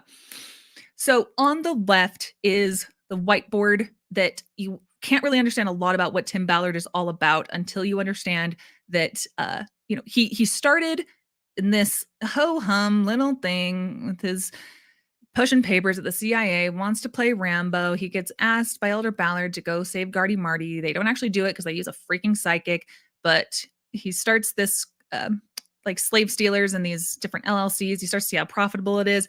But I have on good evidence, not just from, on so many people have told me this specifically that do know Tim, that Tim was starting to get sick of how much he was doing. He's the face of all these things, but if you run a nonprofit, that money's not yours. And so he wanted to find more ways to funnel OUR's money and that sizzle into his pocket. And so this is, I wish I could tell you who took this photo. I know who took this photo and who leaked this because they all had to sign NDAs at Paul Hutchinson's house, who is another good friend of Tim's and is a total sleazebag. No offense, Paul. Maybe some offense. He's the one that's known for playing the rich white guy at OUR, Paul Hutchinson, tall white guy, and throws around a lot of money and gets to fly first class and stay in the nice hotels, and he gets to play the rich American businessman who's looking for sex tourism with kids and stuff. And Tim Ballard started getting real jealous of his other friends and was like, how do I make money off of this talent of mine? And I have my own little graphic here that I made. And what did Tim Ballard's whiteboard say? He invited in 2019 some of his closest friends and associates to say, this is my master plan. This is what I want to do. And so I won't go into reading this entire thing, but it is interesting. He writes, take the sizzle of the rescue, lead them to the covenant. Because if you remember what I said about this American covenant, Tim Ballard's view of the Book of Mormon, that this United States of America, this land is literally another like Israel, another chosen land. And that if we don't live up to our covenants and this nation isn't Mormon and led to the covenant, then we will become just like the Native Americans whose skin used to be white and then they got cursed and now they're dark. It's part of Mormonism, in case you didn't know.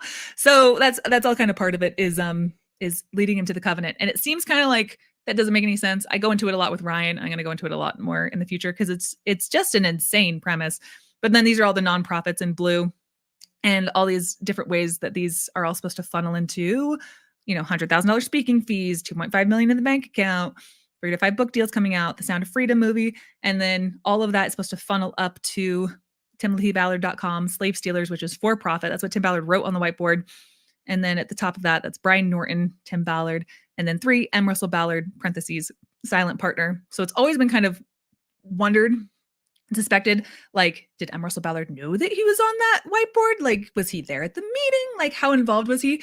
And I think the lawsuit says he was extremely, extremely involved, profited off of it, like the things that I've read already. And it's not simple as like Tim Ballard was throwing around his name too much. It's like, nope, they were both in cahoots with each other. Big time, brah. Thank you, Tracy. Jackie became a new member. Thank you. You can join my membership down below. And there's some perks.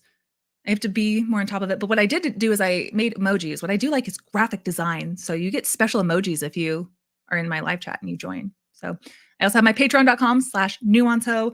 Hoetown. I am leaving for the summer because I have kids and I need to have a mental health break. And anything you guys can do to donate to my nonprofit to help keep the podcast sustainable, whether that's my Venmo, donor box, Patreon. Just watch these videos on repeat or whatever. Super helpful because one way or another, I gonna be leaving for the summer and we'll probably lose a lot of money, but it's what's needed to take a break because the space is dark. I made a video the other day about I think that's what happened to Tim Ballard, honestly. That Nietzsche quote about like, look at the abyss long enough, peer into it, the abyss starts looking back at you. So it's, I think, me and Ryan in our interview that's coming up that we talk about a lot of darkness and stuff and gotta recalibrate. So I do think that Tim Ballard did get really screwed up in the head. I anyone whose job is like at all has to do with watching like CP, if you know what I mean. From that point forward, I'm like, if you did that, and especially if you don't want to do that, you shouldn't if you're doing it in law enforcement and you're sorting through somebody's files or something. I'm sure that having that job day in, day out would just corrode your soul. So if that wasn't indeed part of Tim Ballard's job to like see that kind of material and then be exposed to all kinds of stuff, maybe he did get hooked on drugs and alcohol. It happens to the best of us. So 83, President Ballard sanctioned the couple's ruse. What a legacy. What a legacy. Some apostles of the Mormon, or some apostles generally of Jesus Christ, they're known for, I don't know, like starting charities, feeding the hungry, not betraying Jesus. And the rest of eternity is, aren't you that guy who sanctioned the couple's ruse that led to like the rape and molestation and harassment of a bunch of people inside an organization that's supposed to do the opposite of that? What the hell happened, apostle of Jesus Christ? Upon information and belief, President Ballard and other leaders of the Mormon Church asked Tim Ballard to write a book declaring that the word of wisdom is not true. Now let's get into that. Leave your comments below. I've seen a bunch of different stuff over the internet of what people theorize this is, so that he could give them a reason to be like, they want me to write a book about how this is even true. That's why I'm so drunk right now. And they're like, did they tell you to write a book about like molesting women and that's why you're molesting me right now? I don't trust their influence. They should not be mentoring you. Get off of me, you slob. As it's been explained to me that M. Russell Ballard and stuff that they wanted back in the earlier days, they didn't want Tim Ballard. They scrubbed everything on the internet. That's what has been told to me basically, that Tim Ballard and OUR had any associations with Mormonism. Because just like what they're trying to do right now, you notice, I've made rants on this before, that church on like Google Maps, they changed their little like Angel Moroni picture to like a picture of a cross, and missionaries are allowed to like wear normal clothes sometimes in pilot programs and use their first names and say, do you want to go to Bible study? Do you want to go to worship? Do you want to go sing some worship songs and stuff? And they're changing the like way that they Christian to be more mainstream like Christian. And I think that's been going on a long time. This rebrand from the word Mormon being a win for Satan to like the Church of Jesus Christ of Latter-day Saints. You're going to say we're not Christian? What are those two names of God in there doing? Oh, because we're Christian, you know? So they've been doing that for a long time. And it's been told to me that they wanted Tim Ballard to come across as not Mormon. And then after Sound of Freedom movie comes out and everyone like loves this guy and he's the savior of the world. He's on Fox News saying how we got to stop all of these people coming over the border trafficking kids. We just love him. He's like the savior. Then we'll be like, guess what? Mormon. Bet you didn't guess that the guy who saves kids is a member of the Church of Jesus Christ of Latter-day Saints. That's right. From Rancho Cucamonga, California, Tim Ballard. Yeah, he believes in the restored gospel. He saves kids. You ever thought about it? Would you like to meet with missionaries? So that's been explained to me is that's how they wanted to like market Tim Ballard. So where I'm going with this is I wonder if they wanted Tim Ballard to write a book of someone, but they wanted him to express maybe like how the word of wisdom is not a big deal because it does make Mormons look kind of strange. And if they had like somebody to point to where it's like, he's Mormon, but he doesn't believe in this. He doesn't practice this, but he's like the most Christian person of all. Like we don't judge anybody and just trying to like be more in the mainstream. That would be a guess. Did you guys leave comments? Because I would love to read any of your theories. There's hundreds of them. Thoughts on Mormons were raised to have disgust for Catholics. I thought Mormons were raised to have disgust for Catholics. I think that they have to do some kind of rebrand now. I am obsessed with just this aligning of the American right. Talked with historian Benjamin Park about this, especially related to Tim Ballard and the Mormon Church and stuff. It's just strategy, just what's profitable, it's what's strategic. Before it was strategic to be like, they're all wrong, join us. But now everyone's kind of weak and they're like, do you believe in God? Not like those leftist liberals over there. Can we link arms and be friends? I don't even care if you are a different belief than mine, and I used to call you an abomination. It's a scary world out there if you don't have buds. Ballard's enmeshment with the Mormon Church and its leadership further provided him credibility and status in Utah, where the Mormon Church is the largest and founding denomination of the state. Cannot state that enough. Ballard believed that a special witness of Jesus Christ was giving him direct instructions from Christ himself and was receiving readings and visions from Krogh and Russin. So, visions of glory buds, psychic friends, that he would be prophet of the church and president of the United States, which emboldened him to conduct the couple's ruse, which was not used to find children, but was a ruse to commit sexual assault of his couple's ruse partners. In fact, after a drunken Tim Ballard went to plaintiff Kira Lynch's home late at night, trigger warning, and raped her on the stairs, he called President Ballard and confessed to what he had done. President Ballard did not tell Tim Ballard to go to the police and report his horrible act.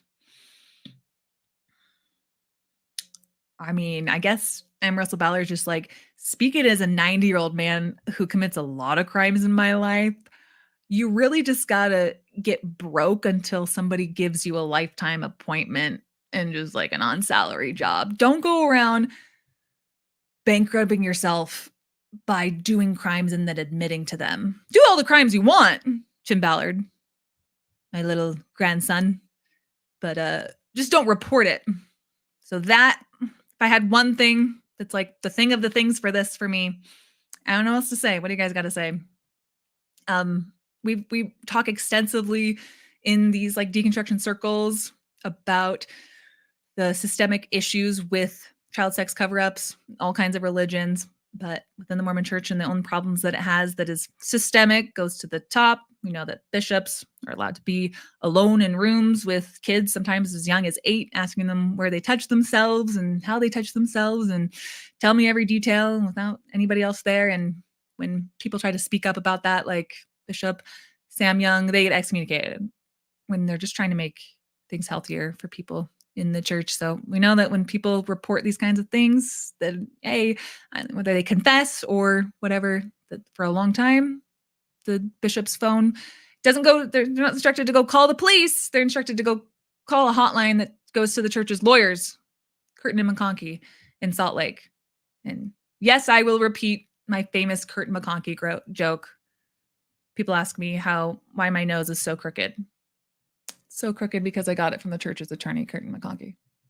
If it's not funny, it's at least something that makes me feel better inside. But I don't know, guys. What do you guys think? Mormonism probably not true when special witnesses for Jesus Christ tell people, no, just stick. If you're feeling bad about it, I mean, good thing you told me. I'll let the big JC know you should be forgiven on this because at least he came forward and told me. Rather, President Ballard told Ballard to do better at obeying the couple's ruse rules. I think he didn't really want to. I think he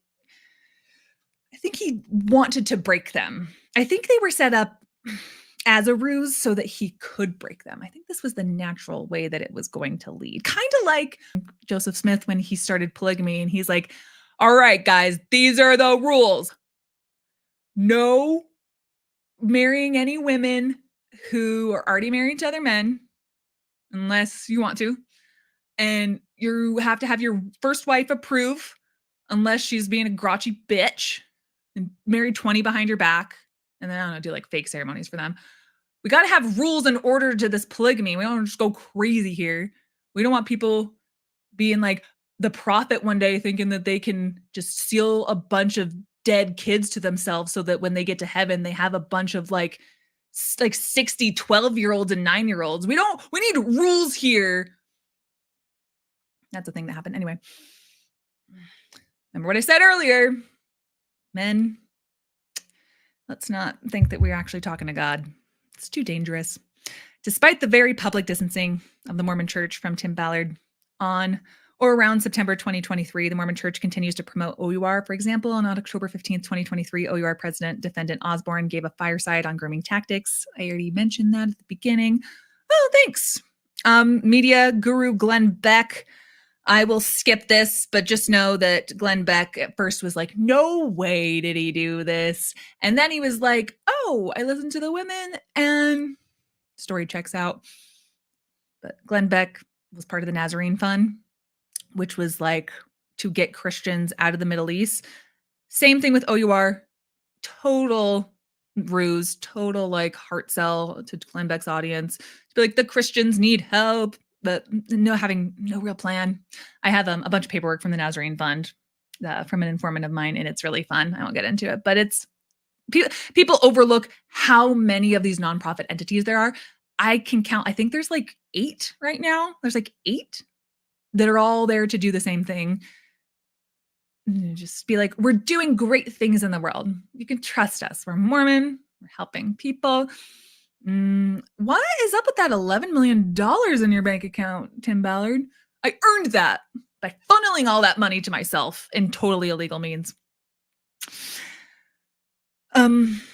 Since learning of Ballard's implementation of the couple's ruse, Glenn Beck called it, quote, really bad stuff, and feels duped by Ballard. Well, you're some skeezy guy, Glenn Beck. Really? People in glass houses. Sound of Freedom. I'll just read this part quickly.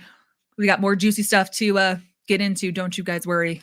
101, Ballard and OUR continued generating millions in donations through documentaries. And in 2023, a feature film distributed by Mormon-based Angel Studios called Sound of Freedom was released. This is interesting. The film claimed to portray the work Tim Ballard has done. Do you guys want me to make an entire debunking of the Sound of Freedom movie? Because I've already made it. I wasn't able to post it for copyright reasons.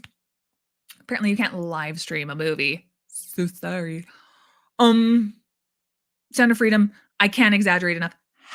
It's just an exaggerated thing. It's not, none of that reflects Tim Ballard's life. Not at all. The film claimed to portray the work of Tim Ballard has done, and the movie has been hugely successful across the globe, adding to the myth of Tim Ballard. Just can't knock him down. So it says the film was scheduled to be released on March 30th, 2023 by Angel Studios. However, Angel Studios would not agree to distribute it until the Davis County criminal investigation was concluded. Well, upon information and belief, on or around March 26, 2023, there was a meeting between General Reyes, Troy Rollins, despite General Reyes being walled off from the investigation, and Ballard. What are the freaking chances that any of these men are going to mind their own business? Not much. On March 28th, 2023, 2 days after that meeting, Troy Rollins announced that he was closing the investigation. Ah, shucks, we really wanted you to investigate us, or my best friend. Darn it. I guess the intimidation worked, right? General Reyes has proclaimed in his news conference that he has no involvement with the investigation being stopped. He's like, I have better things to do. I got hookers and blow. I just do drugs. I don't not do investigations. Always gotta put this picture up. Let's never forget Slave Stealers and Liberty 89 commissioned a painting of Ballard and his wife, defendant Catherine, again enhancing the credibility of Ballard to an almost Mother Teresa altitude. What do we think of this? I have a whole video about this and the guy who decided to paint this. I mean, you tried. It was a thing you did. It's just, did you ever do that? Were you just picking up those kids in Haiti orphanages and just putting them in your Forever Families organization, Tim and Catherine, so they could be like trafficked to Mormon families to be sealed? Because those are way better than tackling the systemic like poverty issues in the countries you go to, like Haiti, where they're living on like $1 a day. And it's like, look at all this sex trafficking. Look at all these orphans.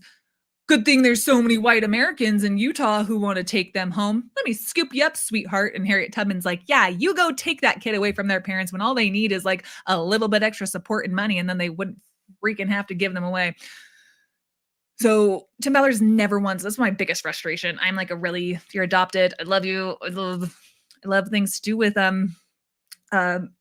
actually trying to change things systemically so we don't like have to have so many people not be raised by their biological parents. If that is something that rings true to you, there's people out there that are Mormon who are just like, oh my gosh, so that was a close call.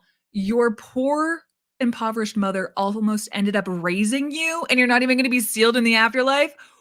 Good thing that she's so poor and just like eats potato maggots, and we get to go save you. That's so much more dope of me to be able to tell that story. And also, Tim Ballard's organization also got a lot of grants to do these types of adoptions. So I'm going off an adoption rant right now because it makes me the most mad of so many things. Yeah, when there's incentives for adoption to take, let's just say like people in more poor countries and not tackle the systemic issues, but you just get to inflate your white savior complex. Very cool. Very cool thing you got there, Tim. Thank you, Kara, as an adoptee. Adoptees are just my home children, my home people. I didn't have a home. Sorry if that was triggering.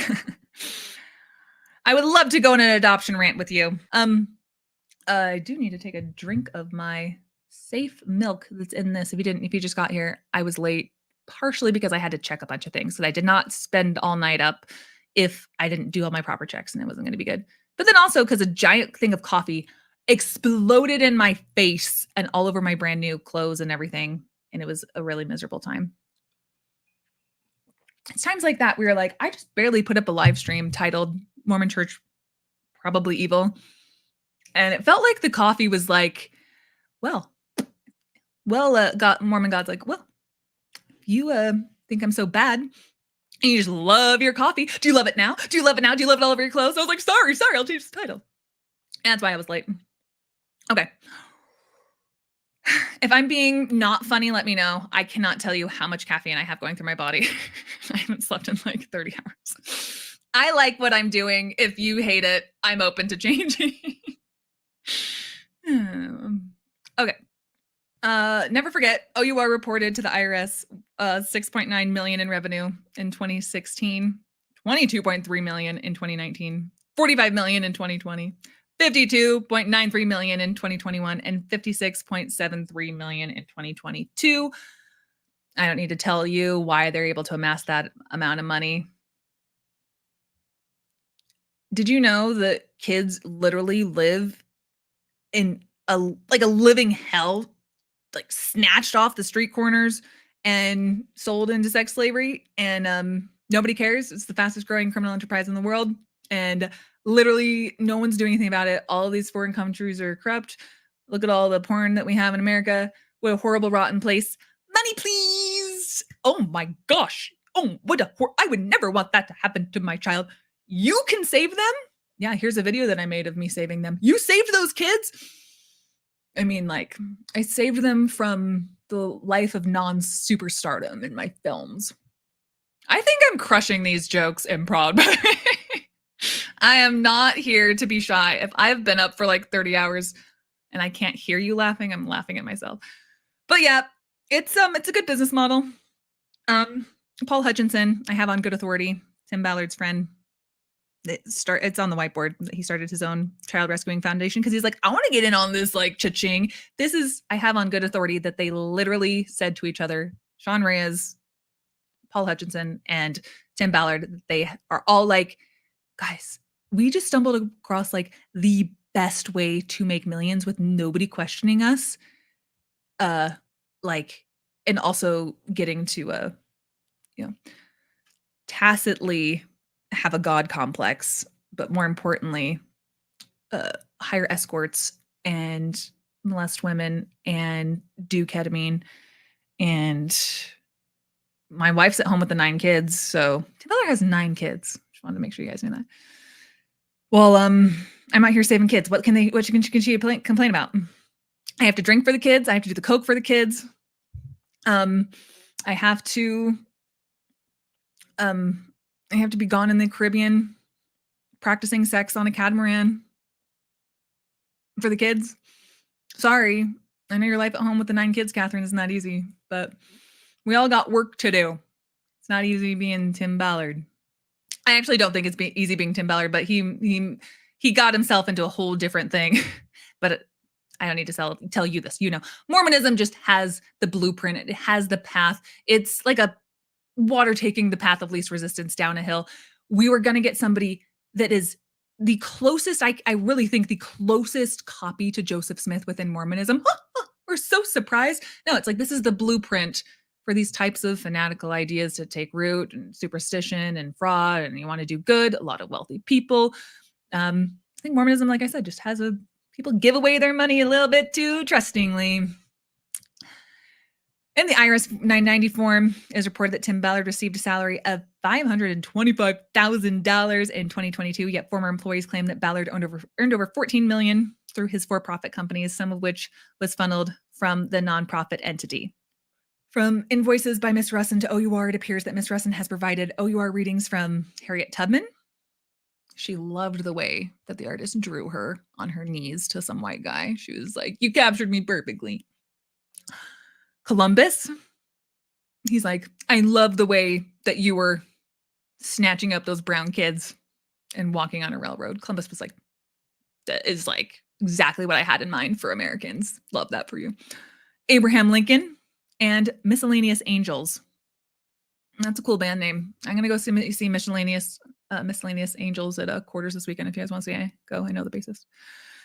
Ballard claimed in one movie that defendant Janet Russin was a miraculous informant, as if she had legitimate, you don't see the word as if in legal documents very much, as if she had legitimate intelligence of the locations of trafficked children, when in fact she was a psychic who gave Ballard and several other people within OUR readings for which she was paid handsomely to provide. The couple's ruse. We're going to get into some more kind of triggering things in this subject. So put out a lot of stuff. You shouldn't have ever started drinking coffee. Sarcasm. Thanks, Christopher Dable. I have no idea why I'm acting like this. I'm like very expressive. I think I'm having my favorite personality right now. I'm going to go ahead and make this full screen so that you know it's couples ruse time.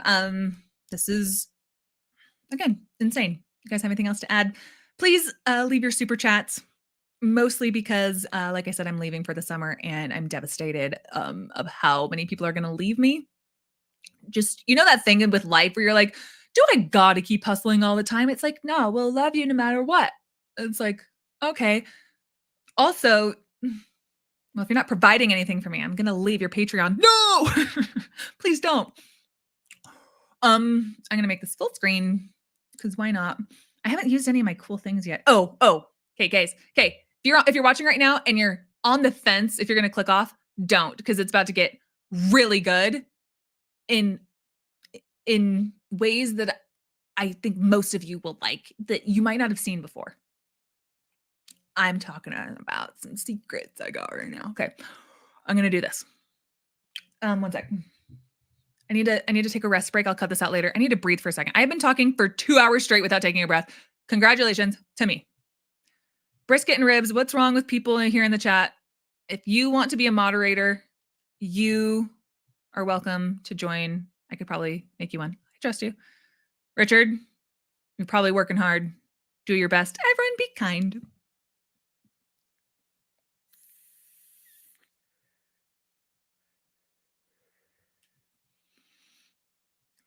This is me time right now, where no one's looking at me and I'm just drinking my coffee.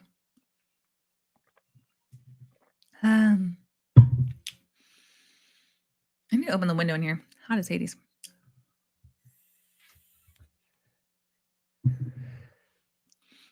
All right. It's about to get really good. Ready? Okay. Ballard used OUR, the Nazarene Fund, various other things, ops, and its ops to fund his personal fantasies of grandeur and sexual deviance. Ballard began a program for women accompanying him on ops, and the program was called Law and Order SVU.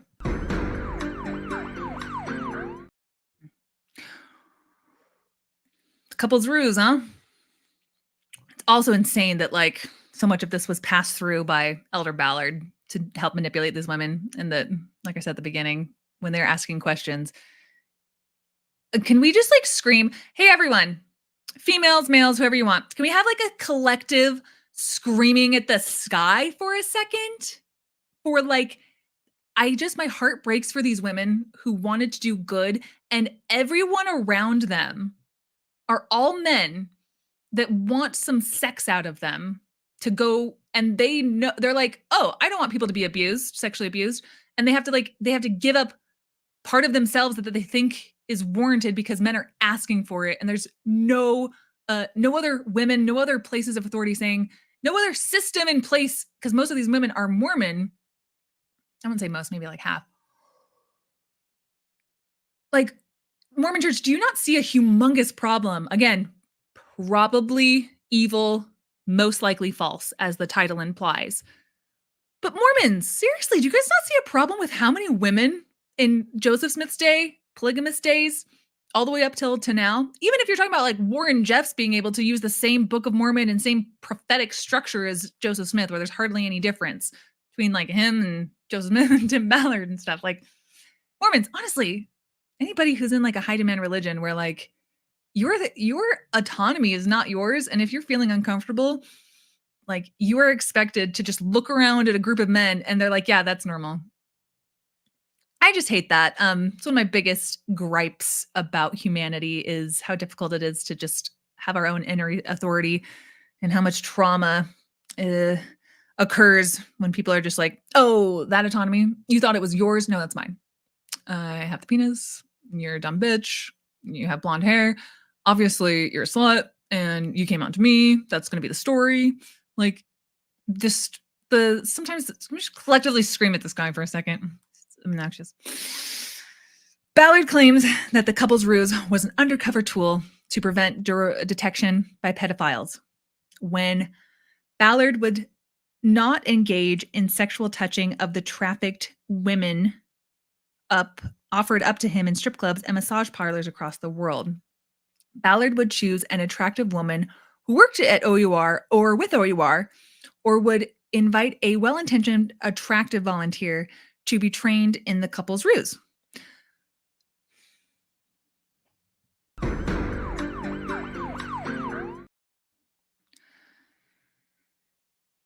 The women he chose had no formal training in paramilitary activities or operations, but he knew they were devoted to the OUR mission of saving women and children from traffickers.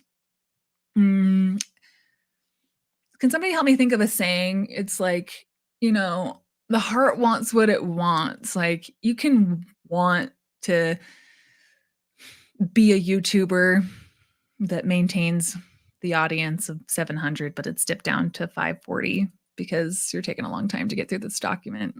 You might be crashing from being awake for 30 hours. It's like, I want to be a successful podcaster, ex-Mormon nonprofit director.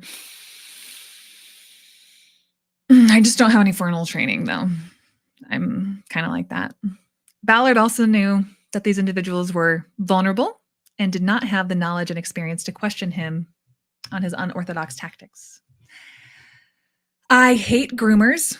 I hate people who take advantage of the vulnerable.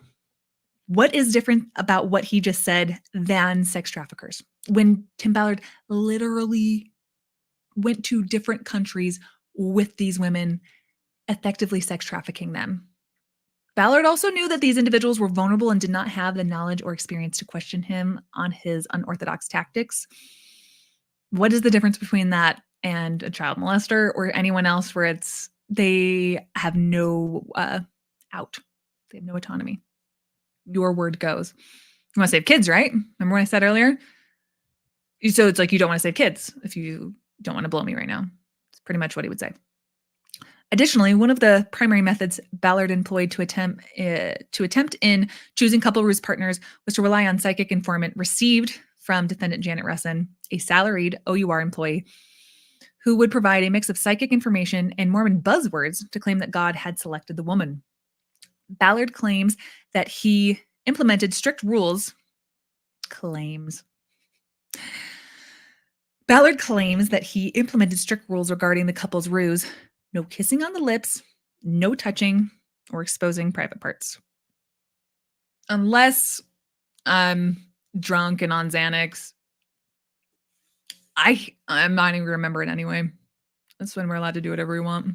Just don't do it sober. I don't want to remember it the next day. Tim Ballard issues a statement debunking baseless sexual allegations. Try all you want, kid. Not going well. So this was on September 19th, 2023. This is such a spineless thing to say. The Spear Fund, an organization funded in collaboration with a coalition of experts, private organizations, and concerned citizens from around the globe to end human trafficking in our time, is releasing a statement on behalf of senior advisor Tim Ballard. Quote, "As with all the assaults on my character integrity over the years, the latest tabloid-driven sexual allegations are false. They are baseless inventions designed to destroy me and the movement we have built to end the trafficking and exploitation of vulnerable children." Designed to destroy him.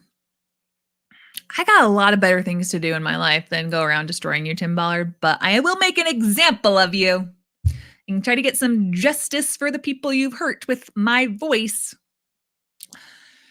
During my time at OUR, I designed strict guidelines for myself and our operators in the field. Sexual conduct was prohibited, and I led by example. I always carried a rubber on me. You should do the same. Given our meticulous attention to this issue, any suggestion of inappropriate sexual contact is categorically false. Just quick throw that back. Tim, before you did this, this is September, just a few months prior, right around the time Sound of Freedom was coming out, there was an internal investigation at OUR that found credence to the women's claims, and you were removed from OUR because of the validity of the claims and the evidence about what you did to these women. So you designed strict guidelines, you led by example, meticulous attention to the issue, no inappropriate contact. That's categorically false.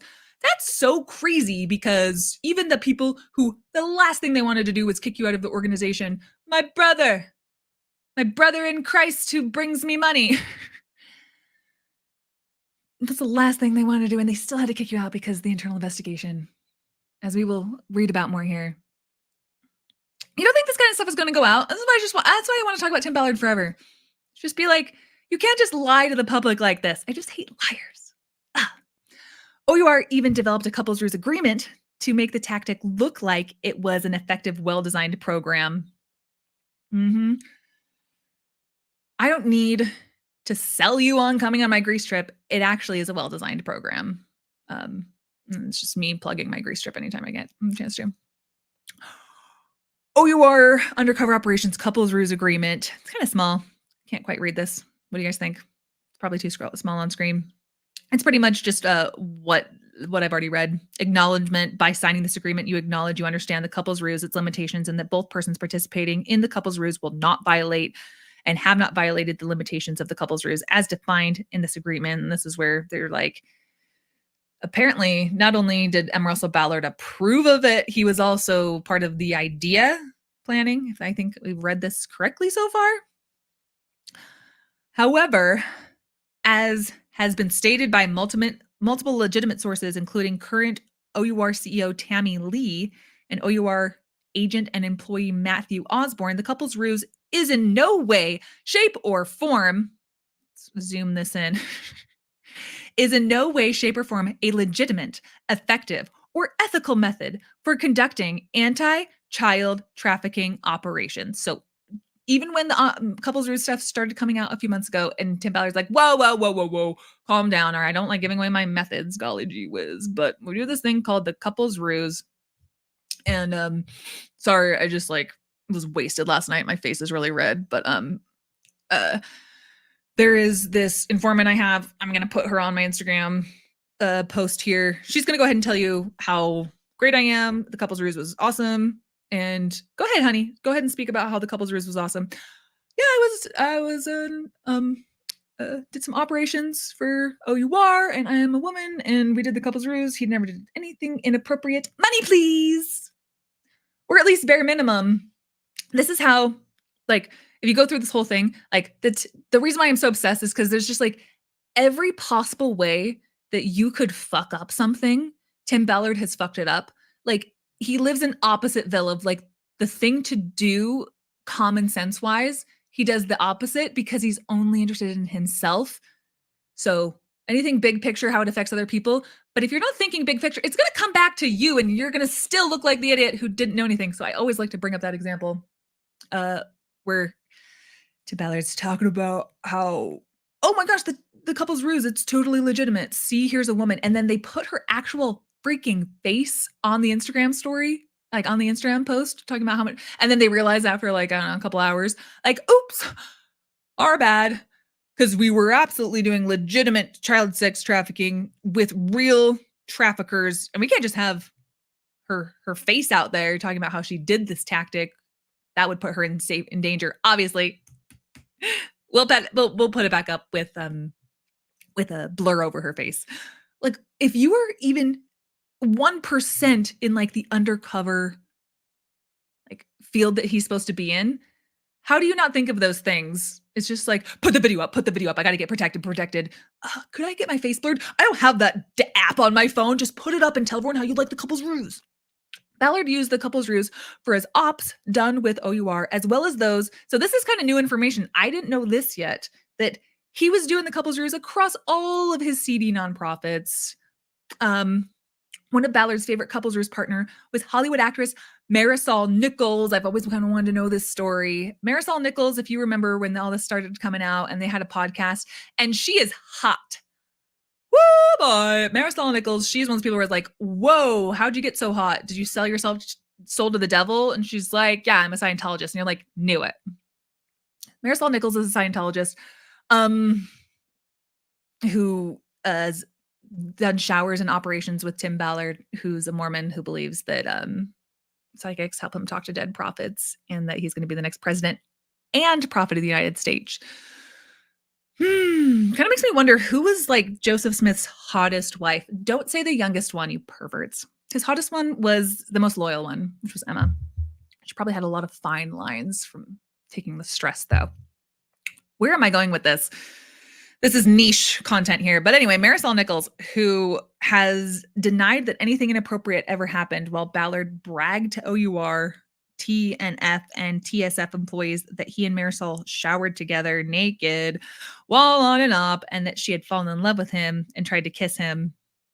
Yep. The one thing I will forgive Tim Ballard is, I'm going to assume Marisol Nichols, she's way out of your league. Tim Ballard, you're what, like 5'5", and you have a cocaine and alcohol addiction, apparently. But that's one thing, you hate in others what you see in yourself. I'm like, if, like, a really hot Hollywood celebrity was around, I'd be like, guess what? They're really into the old Care Bear over here. They won't tell you that. They're embarrassed. But yep. Channing Tatum's fallen in love with me. He won't admit it. It's the last thing he wants to do. But it's true. Tried to kiss me once with his eyes through She's the Man when his shirt was off. I got the vibe. At one point, whether Ballard requested or Janet Russin received revelation. This is interesting. Janet Russin, as a paid employee of OUR, she's going to check. She doesn't care. Tim Ballard's like, could you provide a psychic reading to me, informing me that I don't have to obey the couple's rules anymore because I'm a prophet? 128. You guys see this? This is insane. He's like, 5 seconds ago, meticulous. Absolutely nothing to the truth of breaking the couple's rules. This is so important to the mission. Do you think I would just, like, do something ridiculous? Like, I don't know,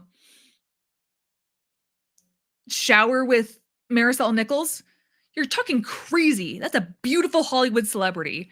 I would not shower with her if there wasn't 26 kids in a chicken coop back in the back of this massage parlor. And the only way we had to get the information to get those kids out there was to shower together. It was part of the couple's ruse. I had to soap her up. I had to know just all the intricateness of her bodies so that we could shower. Because if you heard, Tim Ballard just said that the sex traffickers, they can smell your pheromones. And we just took a mud bath. No, we got to shower together. We got to get all clean, and then we got to get frisky, and we got to get the pheromones going so that we are an obvious married couple. And it would really be terrible if this massage parlor here didn't have 26 kids in a chicken coop. That is a real thing that Tim Ballard said on Adam Carolla's podcast with his wife when he was telling the story. He's like, yeah, I had to shower with her. Like, I had a towel on, but there were 26 kids in a chicken coop.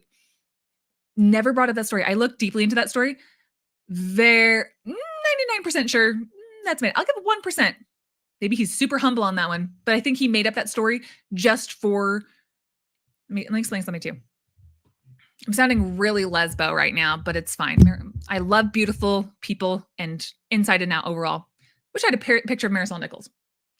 I think what Tim Ballard's doing here is everyone knows like the elite hotness of like a Hollywood celebrity around him and everyone being like, whoa, all right.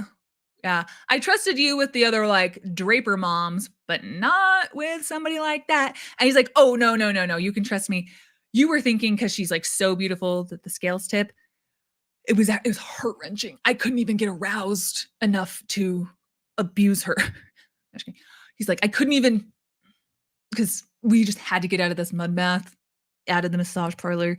I couldn't even look at her perfect tits. There was a chicken coop with 26 kids in the back. Oh my gosh. So yeah, of course. It's like the hotter the couple's ruse partner, the more horrifying the invented sting operation is. We're on to you, Tim Ballard. But this is crazy. So Tim Ballard said, since I pay your salary, Janet Russin, could you just say that I'm a prophet? Yeah, you're a prophet. Can I have a bonus? Yes. Can you tell me that I don't need to obey the couple's ruse rules?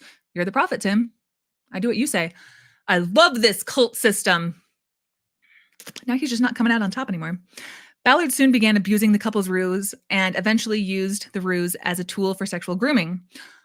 While with his chosen female operative, Ballard would engage in oral sex and other forms of sexual gratification for himself, claiming that if he did not kiss the operatives on the lips or penetrate the operatives with his penis, he was obeying the couple's ruse rules. You can't say obeying the couple's ruse rules because there's no such thing as couple's ruse rules. It's a sentence that's never been spoken. There's see Exhibit F for transcription of an audible reading by Janet Russin to defendant Ballard, wherein she gives him permission to not obey the couple's ruse rules because defendant Ballard is a prophet, and the ruse rules do not apply to prophets because the rules are arbitrary. So that's down at the bottom. Let's see, where are we? He was obeying the couple's ruse rules and was keeping the Mormon Church covenants not to engage in sexual relations with anyone with whom he was not legally and lawfully wedded. Eventually, Ballard did violently penetrate some of his operatives and kissed at least one, which caused the operative to believe it invalidated their work using the couple's ruse. Did you hear what I just said? Eventually, Ballard did violently penetrate some of his operatives and kissed at least one, which caused the operatives to believe it invalidated their work using the couple's ruse. It looks an awful lot like that, doesn't it? Yeah. Checking in with the chat for a second. How are we doing? Mormon Stories podcast is here. Well, you missed me once, John. Get out. No, just kidding. You're welcome. I texted John this morning, said, hey, if you want, if you're seeing this, you're like, I'm so glad this isn't on my program. It's because I haven't slept yet. And I am just running on caffeine, and I get to make all my jokes. And I've had a lot of non-Mormon story stuff going on today. I have a whole new personality coming out today. It's probably going to be gone by the end. I don't think anyone likes it besides me. But might have dodged a bullet not doing this with me, John. Now I'm over here trying to say to myself, ruse rules 10 times fast. Impossible. I told you. Mormon stories, you're my hero. Everyone sticking with me are all my heroes. Let's see how much more we can get through. I don't care if we're here all night. We're going to figure out if Tim Ballard's a fraud or not. It's just so up in the air.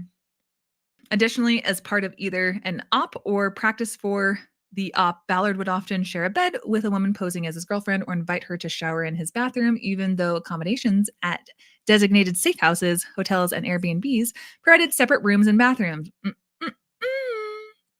The sex traffickers, Tim said, are around every corner.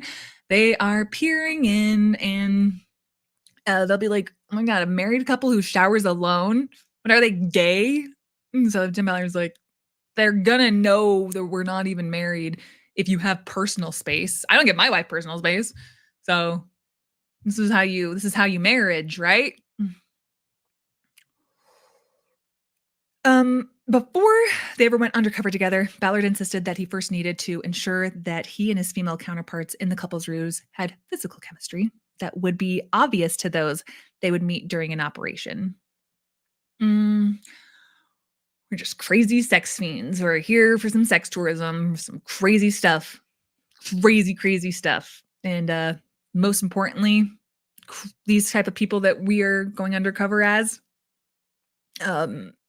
they've had probably decades together of trust if they're going to go do this insanely illegal and immoral thing called sex trafficking kids together. I bet they have a lot of trust. I bet we have probably 20 years of at least vanilla stuff to make up for if we even want to pretend to be just like them. So what do you think? Could I get a little something? Could I get you to lie for me and say that you loved when the massage parlor women came in, like the thing I said at the beginning, and I got to watch them do these things to you because that in some way will help us get sex trafficker's name? Is that a thing we do in our marriage? Yeah. I would say that like sex workers would probably be more attuned when somebody's uncomfortable. I bet that's what they're really good at. So you take like a hairdresser, like Mormon mom or something from Draper, and you're just like, if I make her have sex with me for the chemistry enough, that'll make it so that she's like a crazy psychopathic sex fiend who loves trafficking kids. Like, in what world does Tim Ballard think that he can even make a convincing, like this Brian Black character that he's in with the tattoos? He can't even make with all of the money to the millions of dollars for tattoos and stuff. He can't even be a convincing sex trafficker, like undercover. What are the chances that he can just like pick up a hairdresser or an actress, or that just he bumped into somebody who is really good at bookkeeping and he's like, do you want to keep some other secrets? Couples ruse. It's like, in what world are these like people supposed to be able to do these things and be believable? I can barely engage in sex tourism, and I am the Nuancehoe. That was a joke. Ballard encouraged female operatives to participate in tantric massages before and while on the couple's ruse. Ballard claimed to be so concerned with the believability of the couple's ruse that he frequently asked women to practice their couple's ruse long before the mission took place. I was practicing all kinds of stuff before I got married, but go on. To that end, Ballard flew women across the country where they would practice their sexual chemistry through tantric yoga, couples massages with escorts, and lap dancing on Ballard's lap. Yeah, people just wouldn't understand this tactic. OUR and NF. TNF's director of foreign operations, Matt Osborne, and others from OUR also participated in the couple's ruse with escorts in 5-star Mexico City hotels. But they think they're going to get away with it because they're like, it's not like it's an American 5-star hotel. It's not like, well, I found, yeah. Okay, so I was making out with, okay, yes, my name's Matt Osborne, and yes, I'm the CEO of Operation Underground Railroad, and yes, I'm in Mexico City to find sex trafficked kids, but God damn it, if I have to make out with every escort in South America, I would do it for the kids. That's literally what they're saying. So at least one witness observed defendant Matt Osborne making out with this escort, who's now working in Argentina, alone in a hotel room in Mexico City with no traffickers, children, or law enforcement around. Say it with me, folks. Matt Osborne is the trafficker. No traffickers around. Start with the man in the mirror. Huh. All right, well, I hope that they had a lovely time. It's just who was paying for that? That must be so weird for her to be in a lawsuit like this. Be like, whoa, that's me, my face, or at least a extremely photoshopped version of it. What am I doing in this lawsuit? She says, ay caramba. Well, it's no Marisol Nichols. Very beautiful woman. Hope you had a lovely time, Matt Osborne. May I suggest that you, like I said, get a life, do the things you're supposed to do, actually stand up for kids, repent, probably go away forever and never try to be responsible for anything ever again, except for making sure that you tip your escorts. As long as you can handle that, Matt, I'll put you in charge of that, Matt Osborne. Don't touch anything else with sex trafficking. You really have gone off the deep end. Like, you are so freaking far gone. If you were the CEO of a nonprofit for sex trafficking and you're like, yeah, the part of how I accomplish this is the 5-star hotels is draining, the widow's mite from this. And just so happens that the perks of being the CEO of Operation Underground Railroad is this Latina over here. Somebody's got to do it. It's hard to be me, but I'm just an altruistic guy. I don't know where your brain got scrambled from the Molly you take. All of the board members over at OUR. But I don't know what the fuck happens in somebody's brain where they're like, oh man, honey, I gotta leave. I gotta go to Mexico City. I don't want to do this. Oh, it's hard. Love you, kids. 5-star hotel, first class flight, flipping through all the escorts in Mexico City. I want the one with the biggest tits.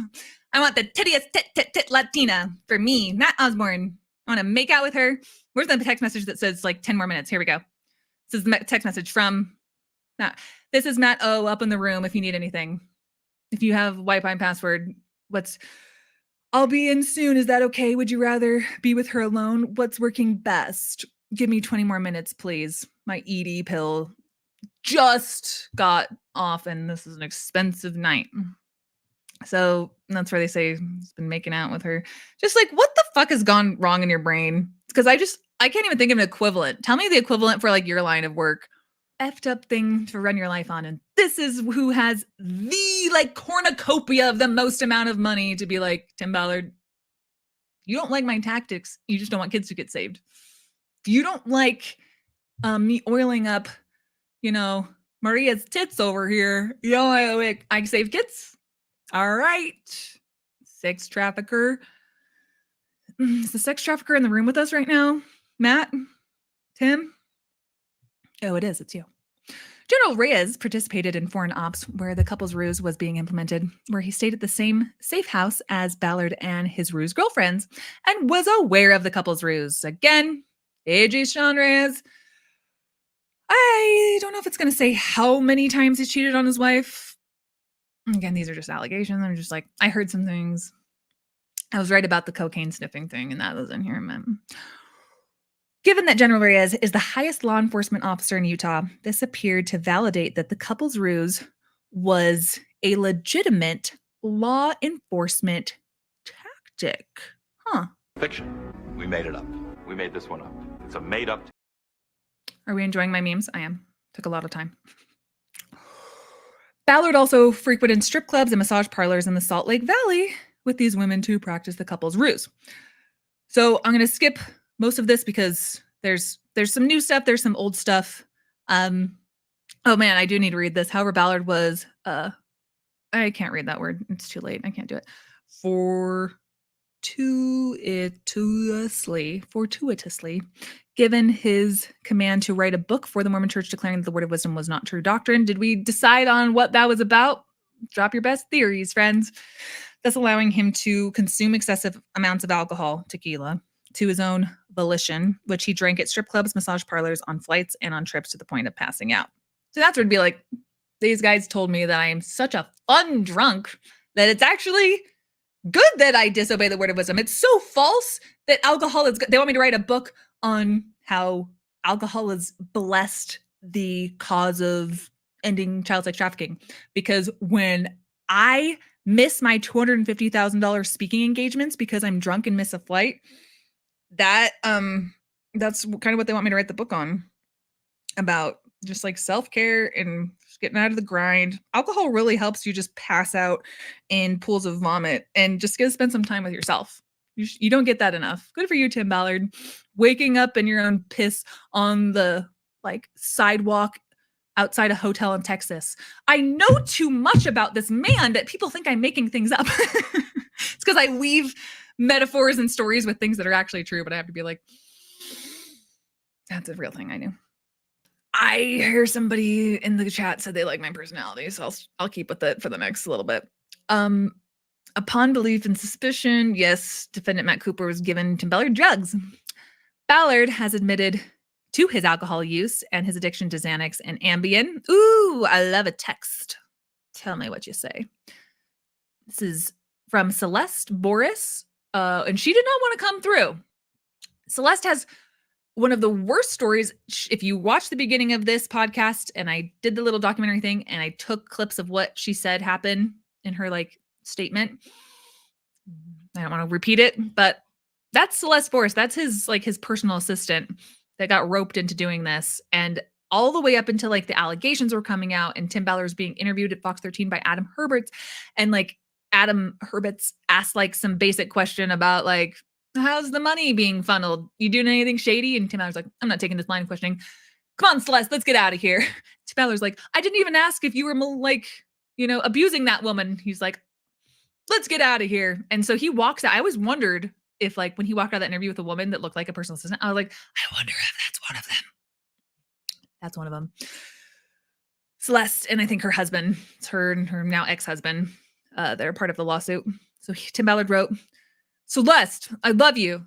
I wish you would have talked to me and encouraged me to talk to my wife and children about drinking, not just reveal it and blindside them. This isn't fair.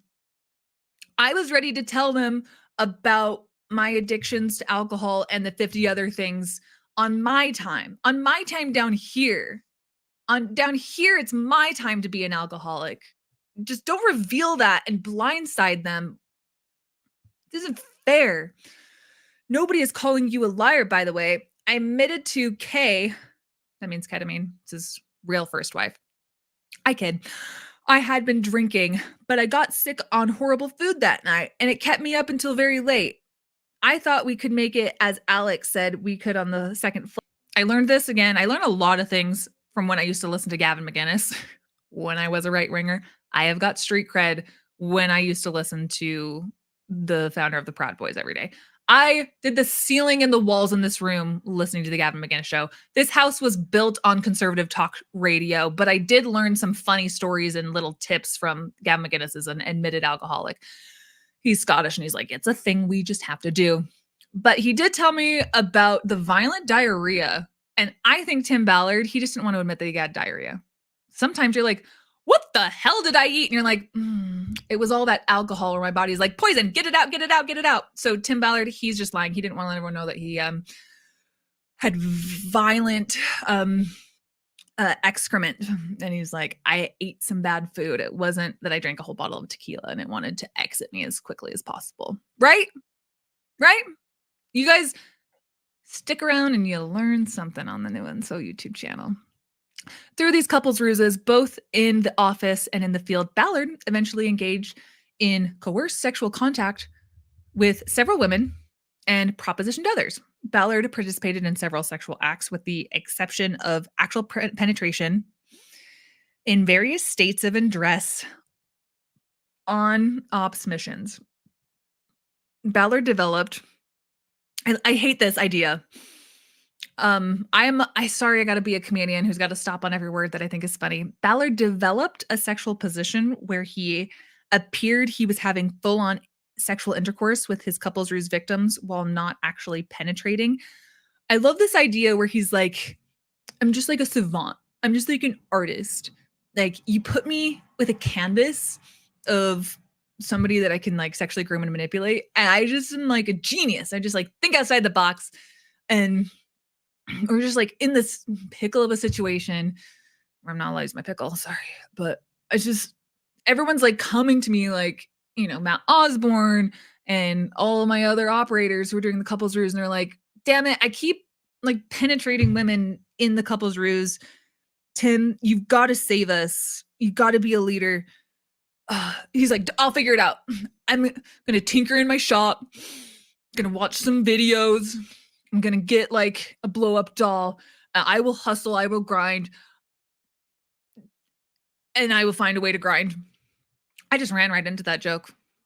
Anyway, but I will figure this out for the good of the kids. I'll find a way to just develop some type of sexual position where you guys can stop penetrating the women that you take on these operations. While inside private accommodations, when no one else was around, that they needed to fool. Heard this a million times.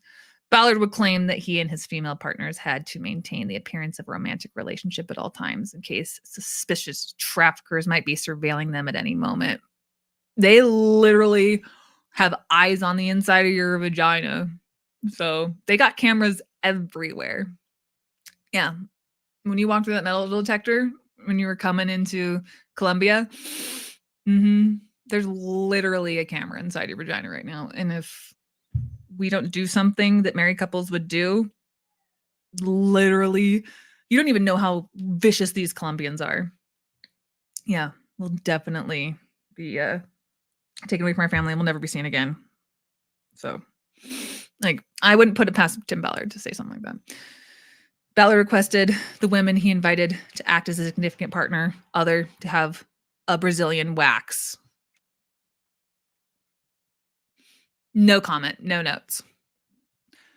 I think that he is, Tim Ballard's like, Tim Ballard is just like a Jack Mormon, ex-Mormon who like thinks that the thing that he heard of is like the only thing, where it's like, to drink, you gotta get drunk. To have sex outside of your marriage, you have to do it abusively. To like enjoy a hairless experience on a partner, even if it was like consensually, it's like Brazilian wax. It's like you could get the same thing without her having to rip the hairs out of her roots just because you heard of it. Like, I don't know why you need that thing. You just like heard of that thing. It's like when you're a kid and you like heard of cargo pants. It's just like in the zeitgeist. It's like there's capris, there's bell bottoms, there's corduroys. Just, he needs to widen his scope of like, just because you're Mormon, you don't need to have 9 kids. It's like, it's a thing you heard of. You don't have to. Ballard would ask each woman, is there anything you wouldn't do to save a child? Sorry. Ballard would ask, is there anything you wouldn't do to save a child? You know what I got to do. Yeah. Those signals just go off. Is there anything you wouldn't do for eternal salvation? Is there Mary Elizabeth Leitner, is there anything you wouldn't do to be a little lighter? Well, I am a man in authority over you, and don't think too hard because I already have the solution. It's not even a multiple choice. I'm the teacher, and it's an open textbook question. It's engage in sexual activities, and you'll be fine forever. Yeah, you'll incur some trauma, but that's nothing at the cost of gratifying the sexual needs of the man above you. So, damn it.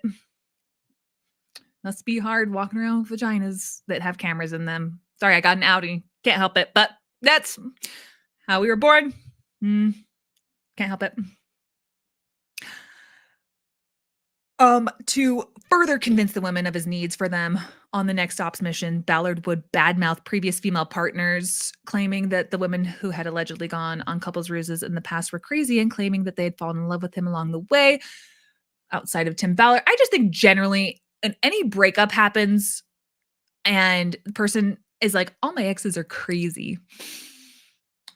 That is not the thing. If you ever say that, that is not the thing. You're not getting across the thing you think you're getting across. If you said that to me, I'd be like, second more. When I say second more, I'm not getting across the thing that I'm getting across, but I think we're still connecting. And then I know one person who a lot of people do fall in love with them. Maybe two. Both of my split personalities. Just kidding. But I think he might be even worse of a narcissist if that's like a common thing he goes around saying, like, they're all crazy, they all fall in love with me. There's a really funny text in here that I want to get to reading. Ballard used these mythical stories to motivate the women in his couples ruse to provide their mettle and their devotion to the cause and loyalty to him by trying to outdo their supposed predecessors. This just sounds like college at BYU all over again. Like, who can break the jump humping like challenge? Like, my last girlfriend only soaked with me, but oh, well, I can beat that bitch. I know somebody who loves kicking mattresses. Well, do you love wearing engagement rings? Okay. When these women found themselves questioning the legitimacy of tactics involving sexual contact, they often doubted their own instincts, relying on Ballard's breadth and of knowledge about rescue missions to convince themselves that such tactics were normal. This stuff is, I like reading it because it's crazy, but it's also sick and twisted. Want to get to the other new stuff too, but it's a long document, guys. Ballard would repeatedly warn these women that if they failed in their couples ruse missions, they would have wasted the hard-earned money that donors had entrusted with OUR to be caught or killed by the cartel. Ballard would also tell these women that Jen and Russ and or Catherine had chosen them to be part of the couple's ruse. Are we getting Joseph Smith 2.0 here? Where it's like, even if she didn't choose them, it's kind of like, I think my husband's going to be like cheating on me anyway and doing this crap. Might as well be with like eeny, meeny, miny, ho, or whatever. Sorry, I didn't mean that about the woman. I meant that about myself. It just came to me that there could be a pun there. No disrespect to these women. These women are my heroes. You know how like Catherine would be like, she would say that. You know what? I bet Catherine Ballard, just like, I bet she's kind of like not a girl's girl. I bet she's kind of a bitch. Allegedly, I guess. She's just not a girl's girl. So she probably does use language like that. Ballard would also tell these women, yes. Janet Russin was at the couples ruse training whereby various women were applying to be the operatives with Tim Ballard. I don't like where this is going. They're just, again, scouting it out. Janet Russin would help in the selection and choice of the couples ruse partners. Text messages confirm that both defendants, Russin and Catherine, chose the woman to sacrifice to Ballard for his couples ruse exploits. I don't like that sentence. In fact, I don't like it at all. In fact,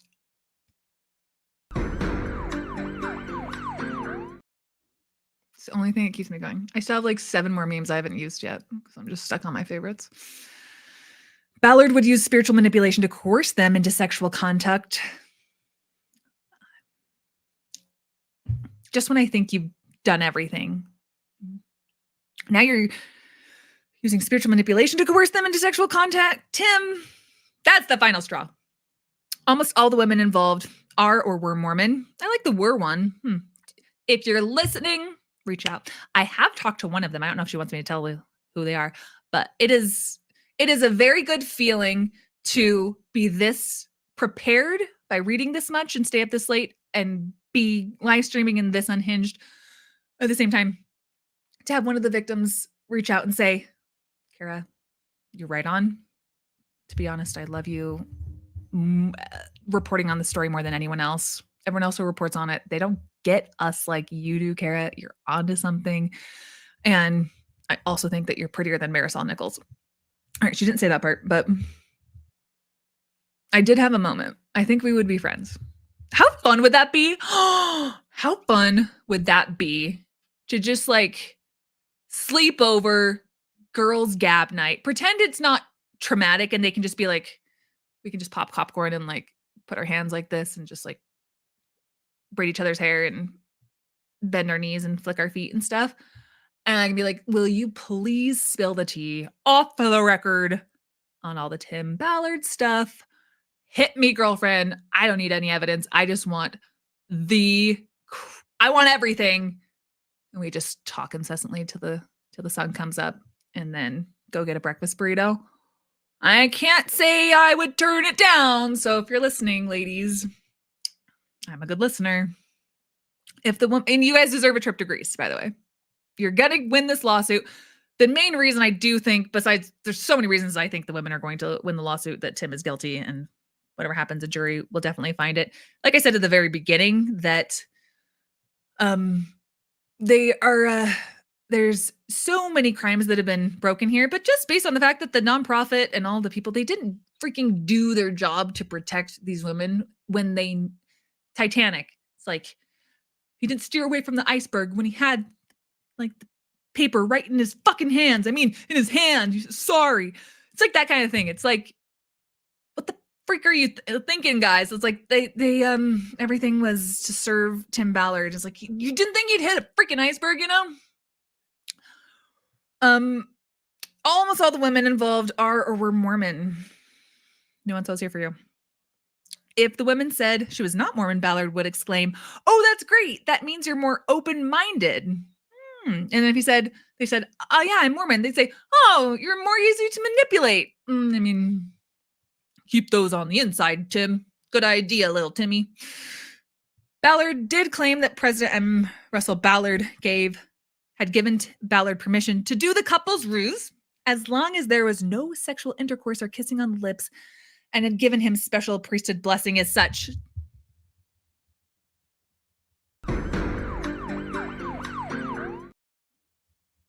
What the hell? Do I need to read that again? What the hell? If that is true, I know a lot is going on with Palestine right now, and that is where I hope that all of our general like protesting efforts are going towards. But at a different date and time and a different reality, ex-Mormon or Mormon, I literally would go protest at like the church office building. Hey, ho, ho. M. Russell Ballard giving permission to Tim Ballard to molest his employees. I hate when I'm trying to be clever and I can't think of a word. Start over. Hey, ho, ho. Tim Ballard molesting women has got to go, but yet it was sanctioned by the apostles of the church and given priesthood blessings as such. When are you guys going to admit that you don't know very much? Hey, ho, ho. What the fuck are these priesthood blessings being given for when they can't heal anything? But apparently all of the priesthood only lies within this church. They only have the ordinances. And thank God the church was restored so that we could have apostles give special priesthood blessings to people who have like 4 or 5 different lawsuits against them with like 70,000 allegations of, misconduct and stuff. That's definitely what Jesus Christ had in mind when he's like, I'm going to die for everyone's sins, go back up to heaven. keep them on red for 2,000 years. And then when somebody, it's kind of like the Sanderson sisters, you got to light the right candle on the right night. And Joseph Smith's got to kill the right dog with the right spell, with the right rock from the right witch, with the right white hat, with the right ruse rules. Tongue twisters for days, babe. And Jesus Christ is like, that's when I'm going to restore my church and my one true priesthood. All of y'all abominations, you ain't got shit. I'm Jesus Christ. I'm giving it to Joseph Smith. He's going to give those keys to Brigham Young, Wilford Woodruff, Lorenzo Snow, and so it goes. Another Taylor Swift reference. Yes. And then if my one true church plays its cards right, I want Mormons to be known for one thing: giving priesthood blessings that just bless the lives of the people who receive those blessings, because they get to molest more people with that kind of mantle. I think that's what Jesus Christ had in mind. It's like, I did all of this for you, Tim. We can't grow back limbs, but we can grow something else clever. That I'm done being clever. I'm done. Did you know that some people just like podcast and they just read the information? Couldn't be me. Couldn't do it. OUR management adopted and accepted the couple's ruse. This is crazy.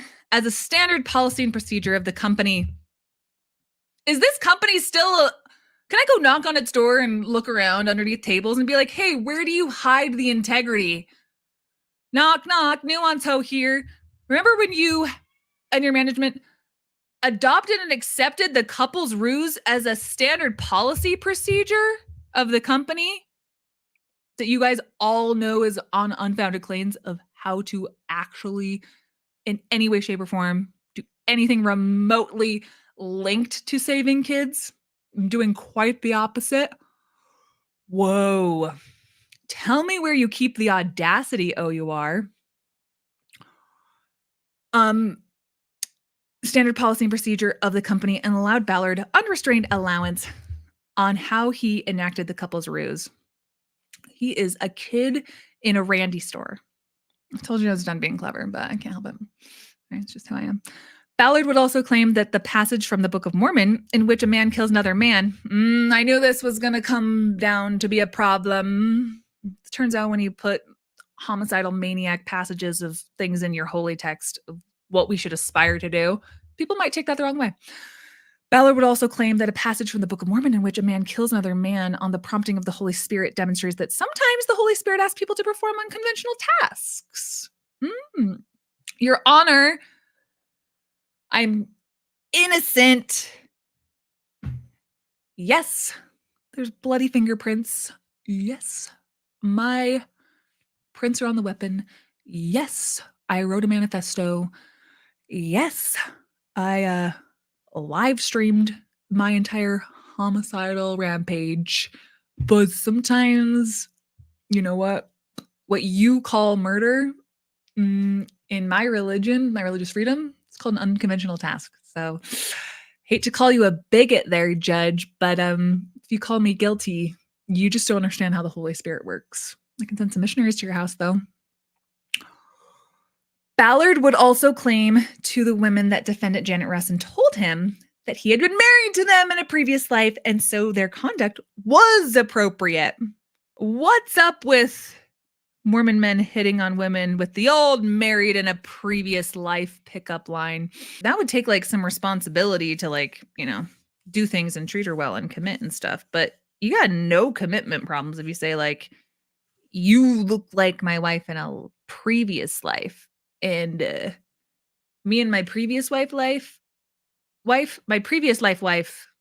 she liked to bone. But maybe you're not her after all.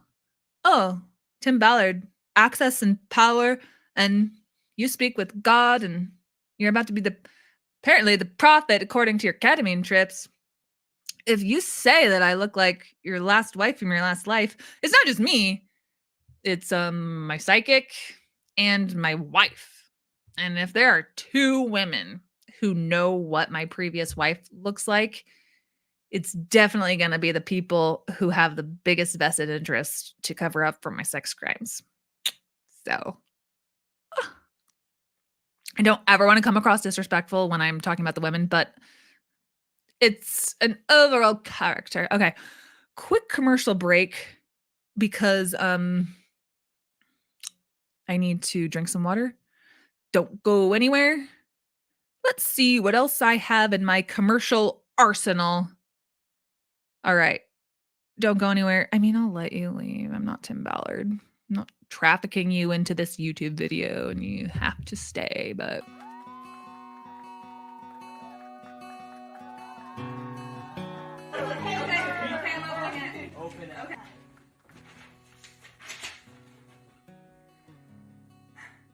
Dear Sister Ho, you are hereby called as a missionary of the Church of Hero Crust of Lemon Doused Fish. You are assigned to labor in the grease Ammon mission! It is anticipated that you will serve in the booty don't speak a language. She said, you don't know what you mean to me. For a period of 7 days. When you leave? August 26, 2024!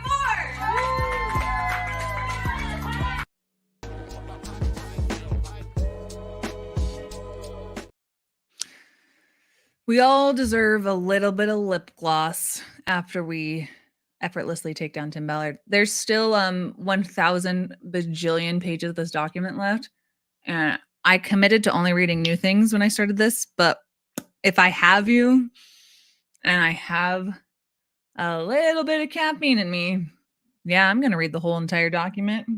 Okay, you guys are the coolest. Thank you guys. I actually feel amazing. I was trying to look through other things that I wanted to get into.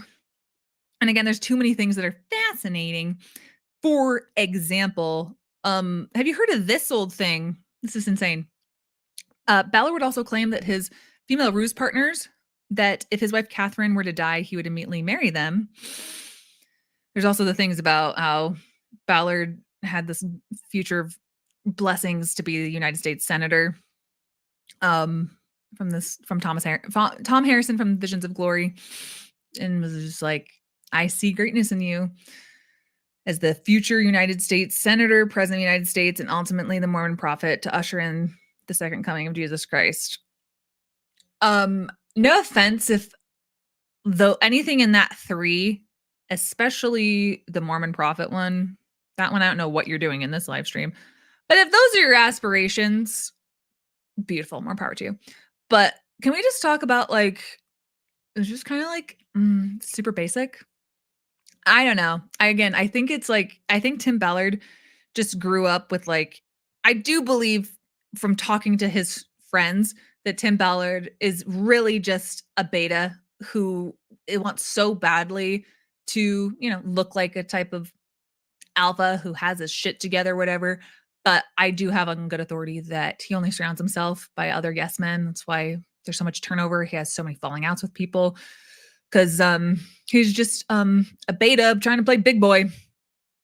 And in that, I just think that he's never developed a personality for himself outside of obviously being a loser. But does he not have like the most basic Christmas list, right? He's like, I want a hot blonde wife. I want to be Rambo when I grow up. And I want all of the vaginas to have Brazilian waxes. I heard those are good. It's literally like, you guys have seen the Italian Job, right? Where, what's his face? Edward Norton, the Weasley guy who steals all the money. Sorry if I just ruined it for you if you haven't seen it. It came out in 2004, I think. Get on it. And he gets one of what everybody else wants. It's like you don't have your own personality of like what you've decided that you want. I think that's what is going on with Tim. I just think that he's like a really unoriginal, basic beta cuck. And that's mainly his problem. He operates from a place of like, what would he think gives him status and power? It's like, you don't need to reach for the fucking sky to be a prophet and the president. You can literally like start a community garden and people would probably look up to you more. than doing ketamine trips and trying to work out all of this past life, sexual compatibility with wives that you used to molest in efforts of your own sexual gratification. There's just like more original ways to get out your angst. I've started playing tennis lately.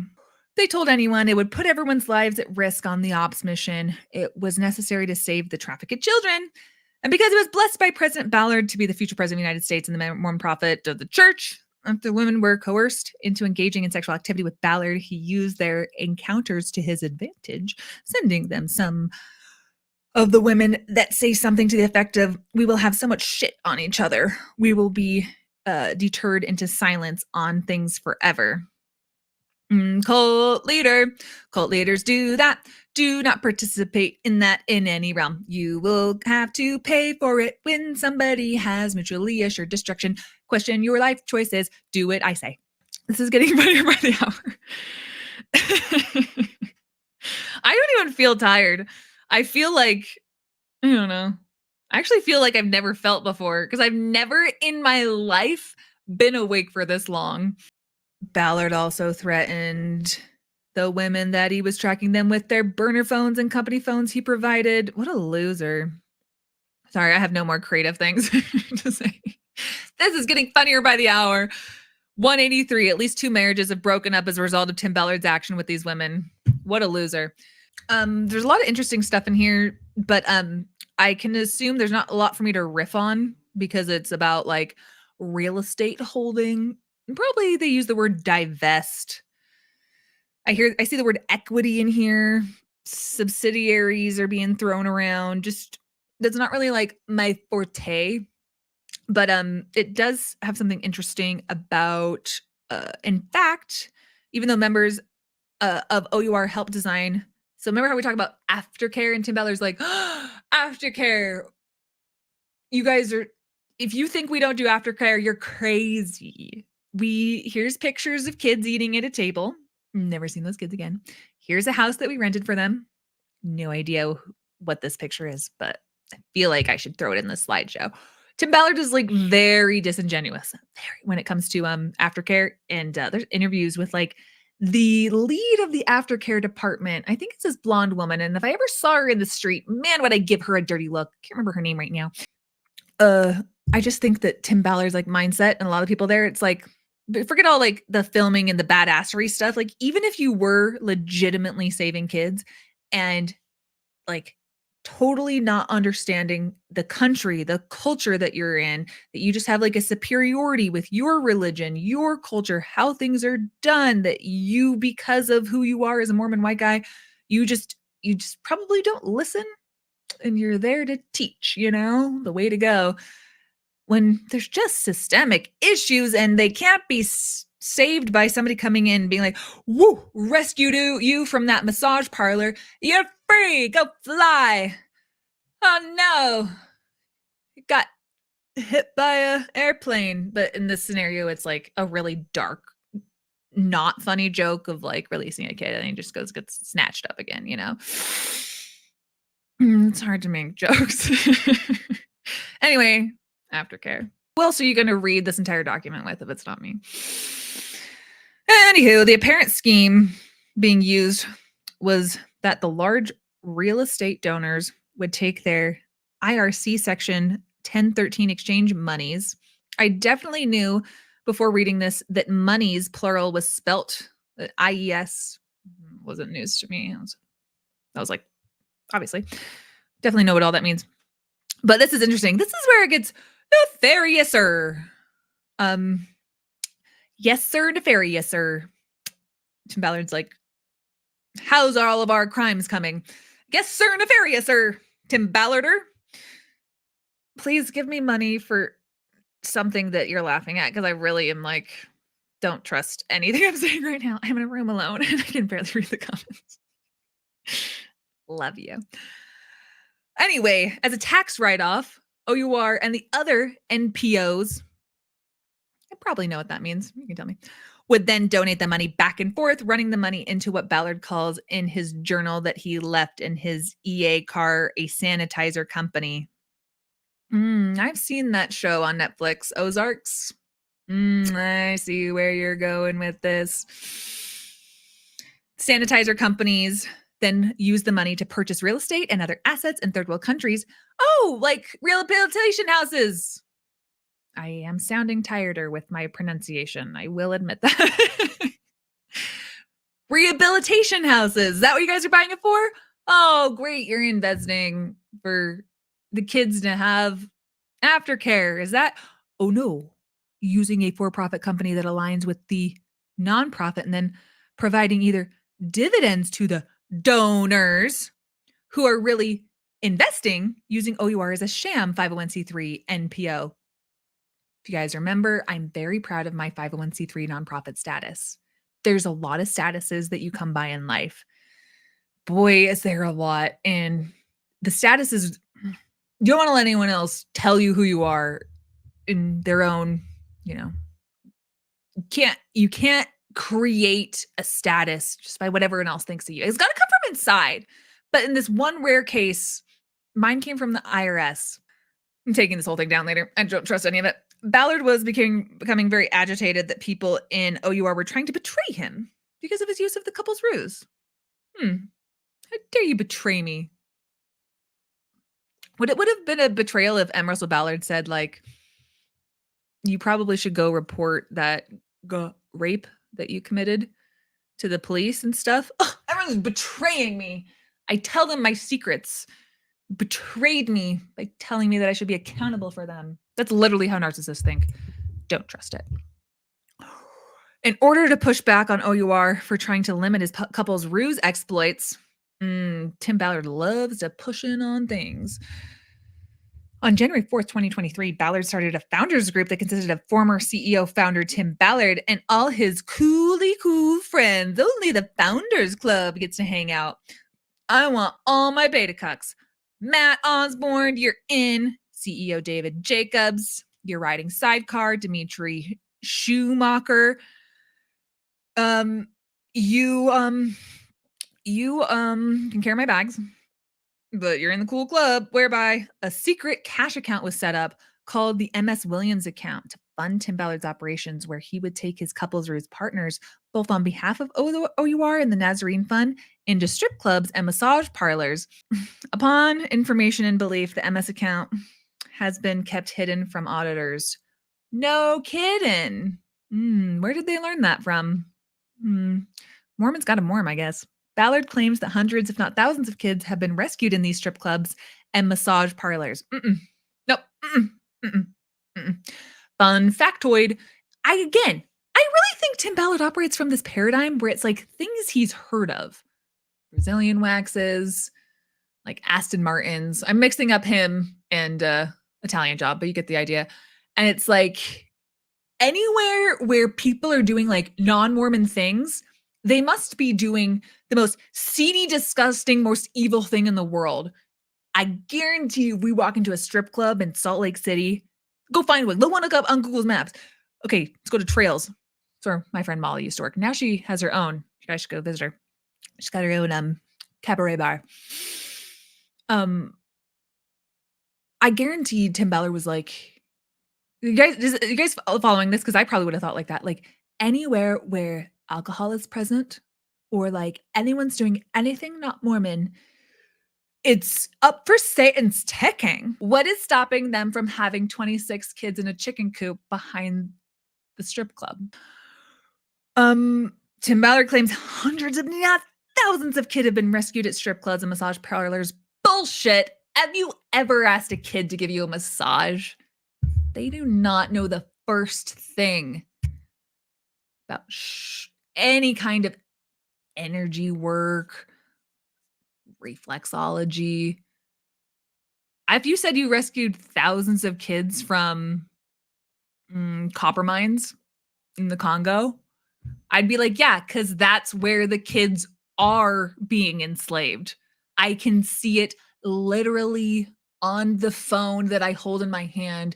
made out of the minerals that they scavenge from the earth. And it's very full circle. And I'm sad at this reality.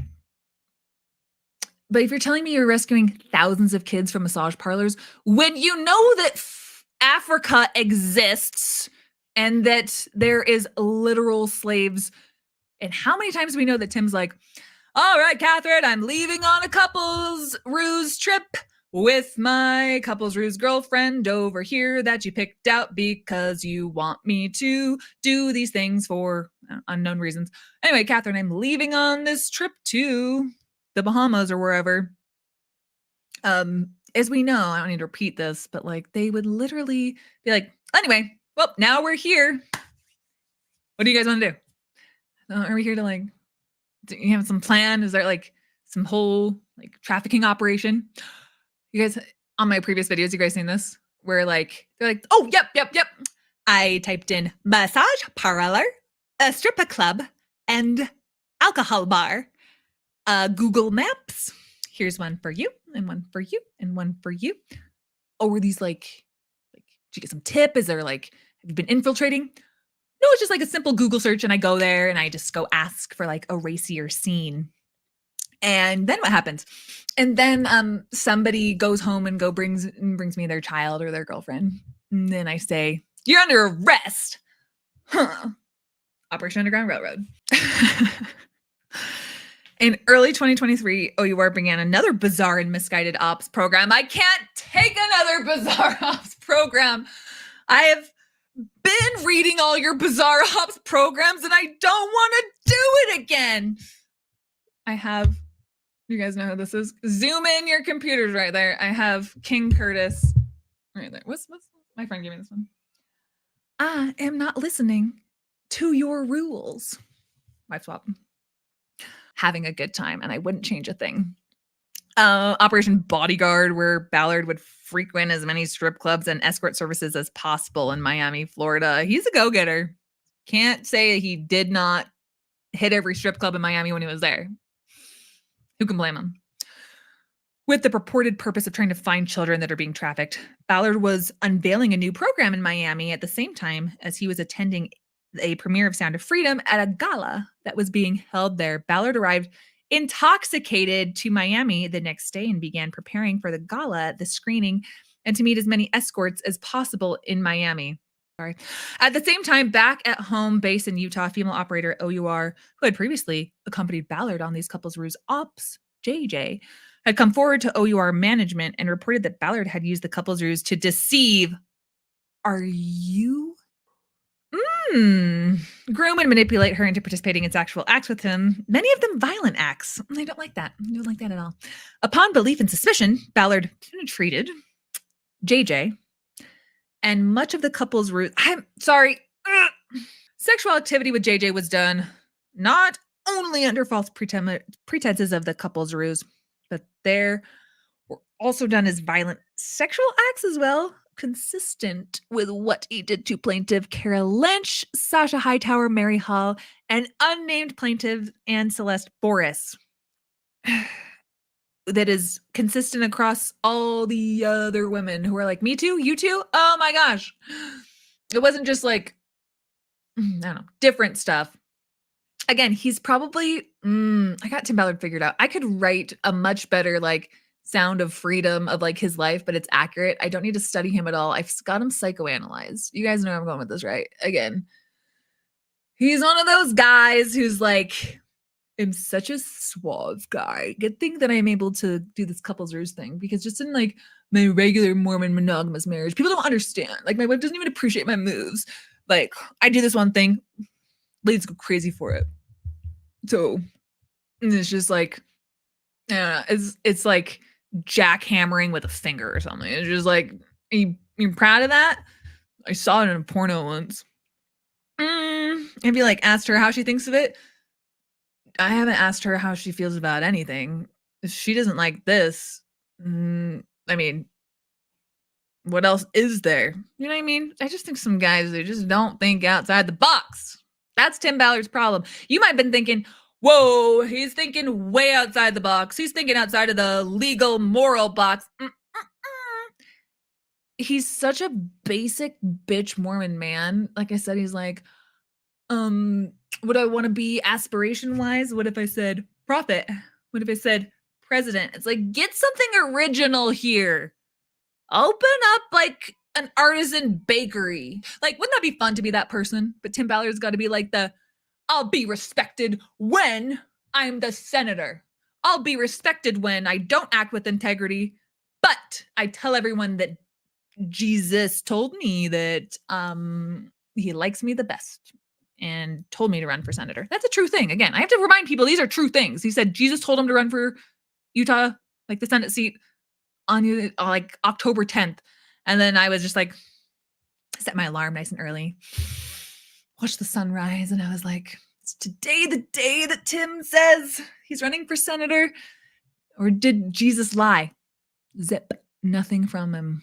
Interesting. And that's where it's like, I can't run now. I had a joke about this on Twitter where it's like, Nephi is like, hey, Tim, I need you to like sleep with a bunch of women who aren't your wife. Tim Ballard's like, dope. Nephi's like, I need you to, I don't know, assault them. Pretty please. Tim Ballard's like, say less. On it. Next, could you run for the Utah Senate seat? Not could you must. And Tim Ballard's like, well, now I can't with all that other stuff you told me to do. Text messages between Ballard and JJ show that Ballard was the instigator and a willing participant in these sexual acts. He's a willing participant in any sexual act. He's a fucking willing participant in like a colon screening. However, OUR was aware of the nature of the sexual assaults and did not call law enforcement to report them. Oh, golly gee whiz. I would have expected better of you, except I didn't. Unbeknownst to Ballard, several other couples ruse or potential couples ruse partners came forward to OUR.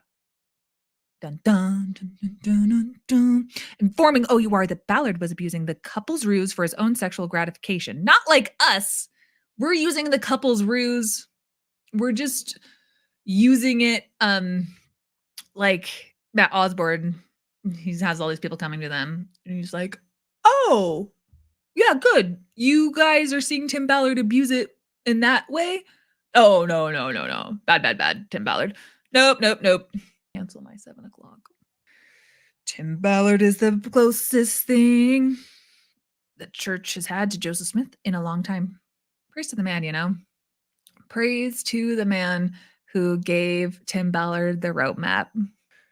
I've been laughing out loud all through this. Thank you for that. I enjoy the chats, the fun. Sometimes I'll just get on TikTok, live stream, and I'll only be talking to 8 people, but I just practice talking. Whenever I'm a totally different personality when I'm live streaming versus every other personality, especially when I'm doing like an interview and I'm like trying to make a movie, because I'm like, we're making a podcast. Now we talk and we podcast and talk how we podcast. But when I'm live streaming, it's like, you guys aren't expecting much. So anyway, anal warts. My AirPods just died. That's fine. They're like getting the freak out of this. So anyway, Matt Osborne, he knew what was going on. Ballard, when confronted with damning evidence of his bad actions, resorted to claiming that the nature of his work has damaged him and or emboldened him enough to do anything necessary to save a child, and that this somehow excused his conduct. May I remind you, a lot of bad conduct, not any children really saved. Oh, what was it all for? I am not denying that in there he wanted to do some good. I think just about anybody, if you had the opportunity to be like, take kids out of the worst misery ever, you would do that. I can say talking to his friend the other day and like, but what is it really worth though if the way that you think you're going to help is with like bad intel? It's like the psychic, not even one that has any results really. What is it worth to save a child? What would you do to save a child from sex trafficking? That's a really dark Klondike bar thing. It's probably like in Russia or something. That's how they get kids to pay attention. What would you do to not be sex trafficked? This is dark. I'm sorry. Ballard went so far as to drafting a complaint to file with HR and OUR on behalf of his wife, defendant Catherine Ballard, in which he shared via text message with plaintiff Celeste Morris, which confirms not only that Ballard uses lies and manipulation of those around him to get his way, but that he also had Utah law enforcement in his hip pocket. Anyway, 219. Woo! OUR was set to terminate Ballard. Let's find out what day that was. Let's make it into a holiday. 220, and then the Nazarene Fund terminated Ballard. Interesting. Oh, that's funny. Tim Ballard, every single thing you've ever said is always a lie, where he's like, I had to leave for conflict of interest. You know, I was in the big Sound of Freedom movie, and it wasn't just like a convenient excuse because I was also being caught of all these crimes. It was just, I cannot possibly be the CEO of all these corporations. I don't like that much power. Tim Ballard's like, I gracefully stepped down. As long as they gave me a Jeep Grand, as long as they gave me a Jeep Grand Cherokee, $600,000 and a consulting contract so that I can still run OUR from the outside, I gracefully stepped down. But it is something, Timmy, to be like, okay, what was your excuse for the Nazarene Fund? Same thing, conflict of interest? Or was it that you were also doing the couples ruse over in that department? We're on to you. I have a feeling Mormon Church, not true. Tim Ballard, slightly more of a fraud than a hero. Jury's still out, though. OUR's board of directors, most of whom are related to Tim Ballard or his good friends, opposed the firing and came to Ballard's aid to say, no, we love you being CEO.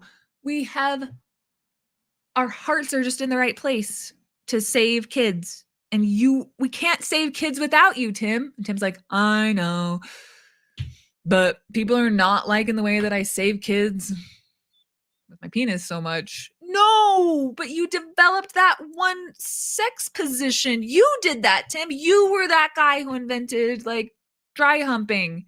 You're that guy, Tim. I know, but you know, it just comes a time when you just got to concentrate on family. At other people's houses, like other people's wives. I got to concentrate on other people's family. You know, at some point I got too much going on. You got 9 kids. I got like 4 women that I'm constantly assaulting. So much insecurity. It's hard to keep up with. It's a full-time job to text them pictures of my dick. Trust me, you would not sign up for my life. That's Tim Ballard quoting that, not me, in case you were unclear. Ballard taking his ruse to spear.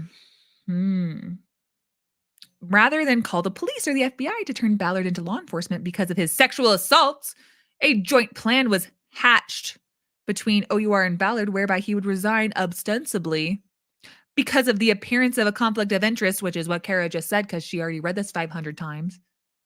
I read it before I read it. Like I From the moment that I set eyes on Tim Ballard, I knew that he would ostensibly resign. He's an ostensibly kind of guy. Spot him from a mile away. Red face, shit his pants. He's an ostential motherfucker. Tim Ballard all day, ostential every way. As part of the plan, everyone was required to sign NDAs. With his image intact, Tim Ballard moved to the Ken Krogh run the Spear Fund, where he was able to continue raising money from well-intentioned people wanting to end human trafficking. Isn't that the way it goes? Ken Krogh has put out statements denouncing the plaintiff's claims. Chump. Loser. Croak. That's what I was going for. Third time I got it. I meant to say choke, loser, and I got to croak. It'll come. OUR remained silent, using his face and the worldwide opening tour of Sound of Freedom to raise money and allowing Ballard to continue his grooming, drinking, and sexual deviancy all on the donor's dime. Defendant Matt Osborne knew what Ballard had done, acknowledging that he knew Ballard's bad behavior in a text to one of the plaintiffs. Others inside OUR were angry that OUR hid what Ballard was doing and sent out an anonymous letter to wealthy donors, including Tony Robbins, name dropping much. Okay, document. Throwing around all the names you got. Finally, some of the victims of Ballard's sexual exploits are boldly coming forward and are filing this action for their damages, holding the defendant responsible for their outrageous behaviors to punish the defendant for their actions, to try to prevent them from acting in this fashion again. That's a good question. After all of this, do you think Tim Ballard will change his ways? Like, how is Tim Ballard doing? Is he just living in denial? What is it like to be him? I don't know. Very well-intentioned donors across the world can decide with eyes open whether to donate to Ballard and his organization. Why would you do that when the Nuancehoe Foundation is right here? Matt Osborne, the then acting head of OUR, assured the woman that OUR would not enforce any non-disclosure agreements entered into by OUR with these women. And then on September 15th, 2023, the Church of Jesus Christ of Latter-day Saints publicly denounced Ballard for his immoral behavior. That was its own kind of Christmas day, wasn't it? You woke up, it's a surprise holiday, and with a gift that just keeps giving. Defendant Ballard, in an attempt to save his quickly deflating reputation, and despite the fact that his executive assistant Celeste Boris has resigned because Ballard's life was a complete fraud. Love that. I just left Mormon stories because I felt like doing other stuff. Imagine quitting your job because you're like, oh, all of the work that we were doing to save kids, being away from my family, being penetrated by freaking massage parlors, all of this trauma I incurred, and you're a total fraud, huh? Oh my God. Oh, crazy. I thought you were one of the good guys. Oh, believe me, I'm enjoying this. Oh, great. Okay, you guys, pay attention. Everyone who's falling asleep on the East Coast to this, wake up. We've made it. What? Are we there? Yeah, get out. Get up. We're at a gas station? No, we're there. We're there. We've come to the thing. This is very interesting. So, despite the fact that his executive assistant, Celeste Boris, had resigned because Ballard's life was a complete fraud, asked Celeste to lie to the church disciplinary council and say that she had sent the dirty text messages to the women as part of her job. Okay. Who is believing that? I love somebody who just like lives for the risk taking. A whole new world. That's where we'll be. I just love his imagination. Is that ever? Tim Ballard is so out of his mind. He thought that he could say that his assistant sent the dirty messages. Can you imagine that's part of your job at OUR? Oh, you work at Operation Underground Railroad. Cool. Oh my God, what do you do? Oh, I'm actually Tim Ballard's executive assistant. Wow, that must be so interesting. Cool. So what kind of stuff do you do for him?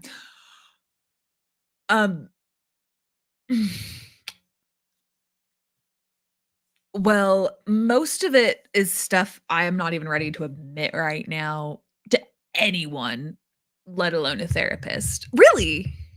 Oh, what? I gotta go. Do you need a lawyer, sweetheart? Yes. Celeste, I love you. Anyway, this is just where my brain goes. Just a long day at the office. My thumbs are so tired from sending all the emojis and the emojis, Long day at the office. Who's going to believe that, Tim? Who's going to believe that? Booty don't speak a language.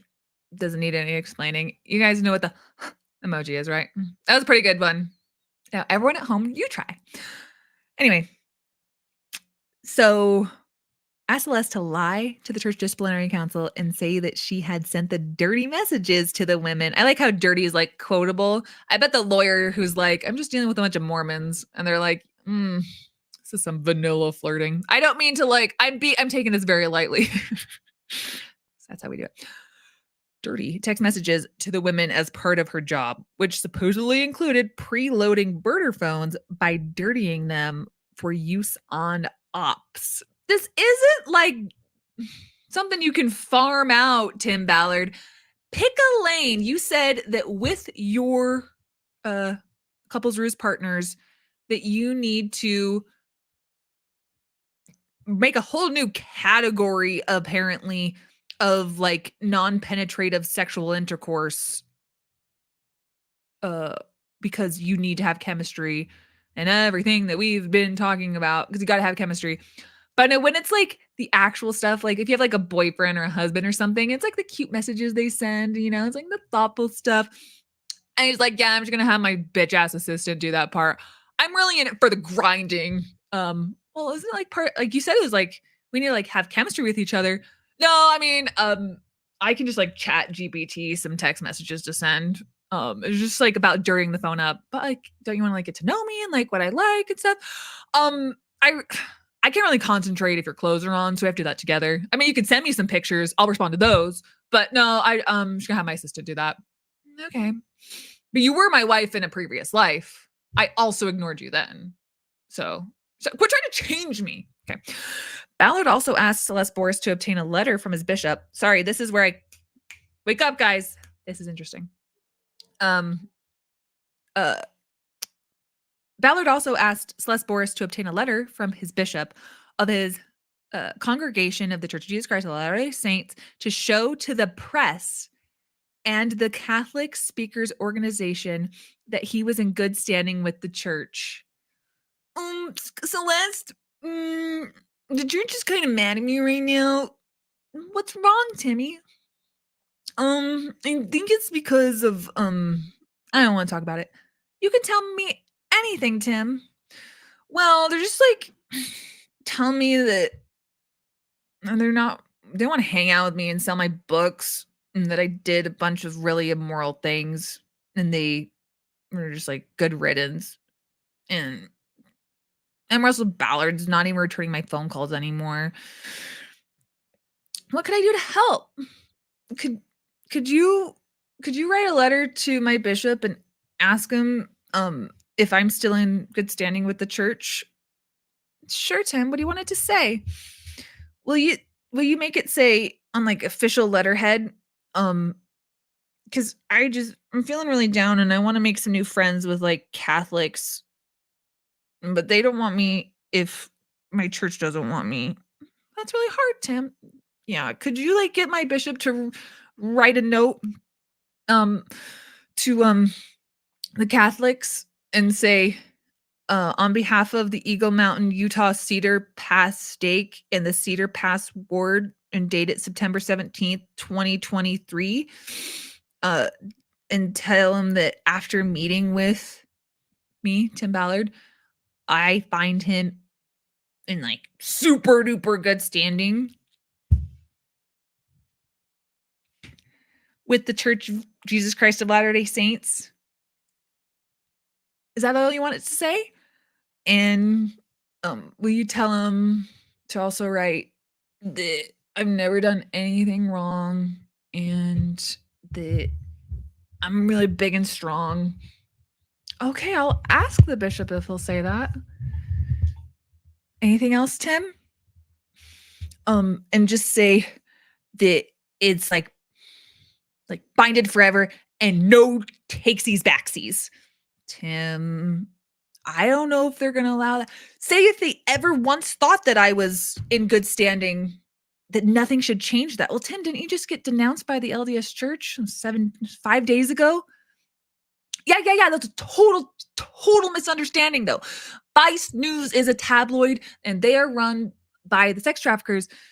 And the Catholics need to know if I've been like in good standing or not with the church.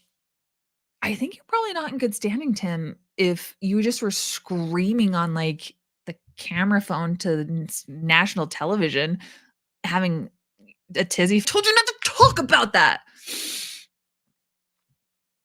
Anyway, 234, the bishop later revoked the letter.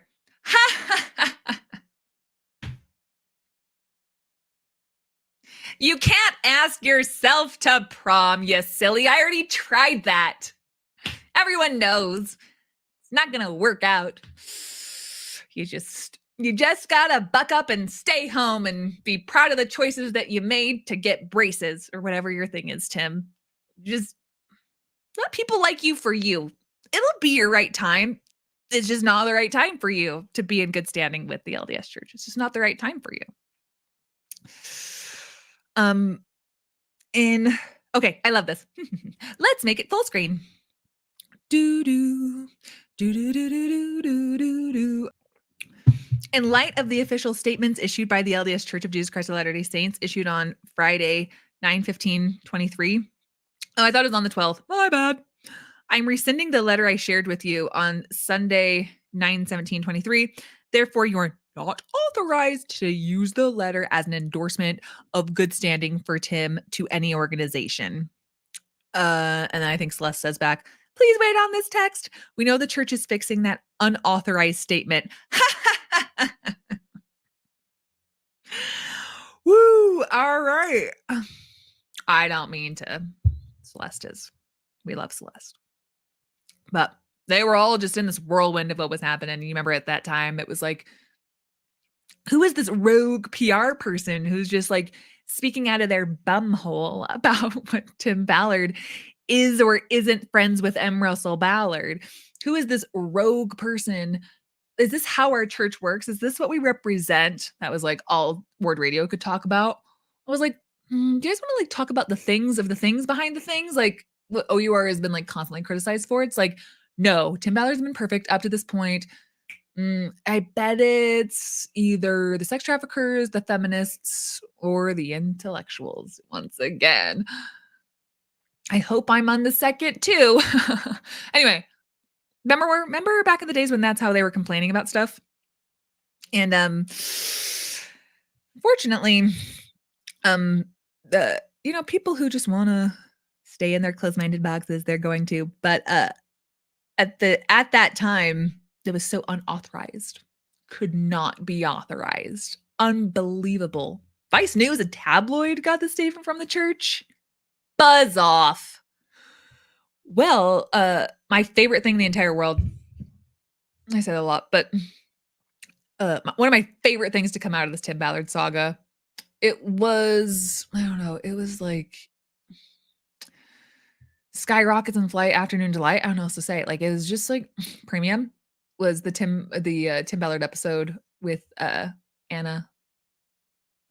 Merlin and Tim Marchman. What a duo from Vice News on Mormon Stories. And they were like so professional and straightforward. It was a foreign concept to me, but I was like, that's how you talk on camera.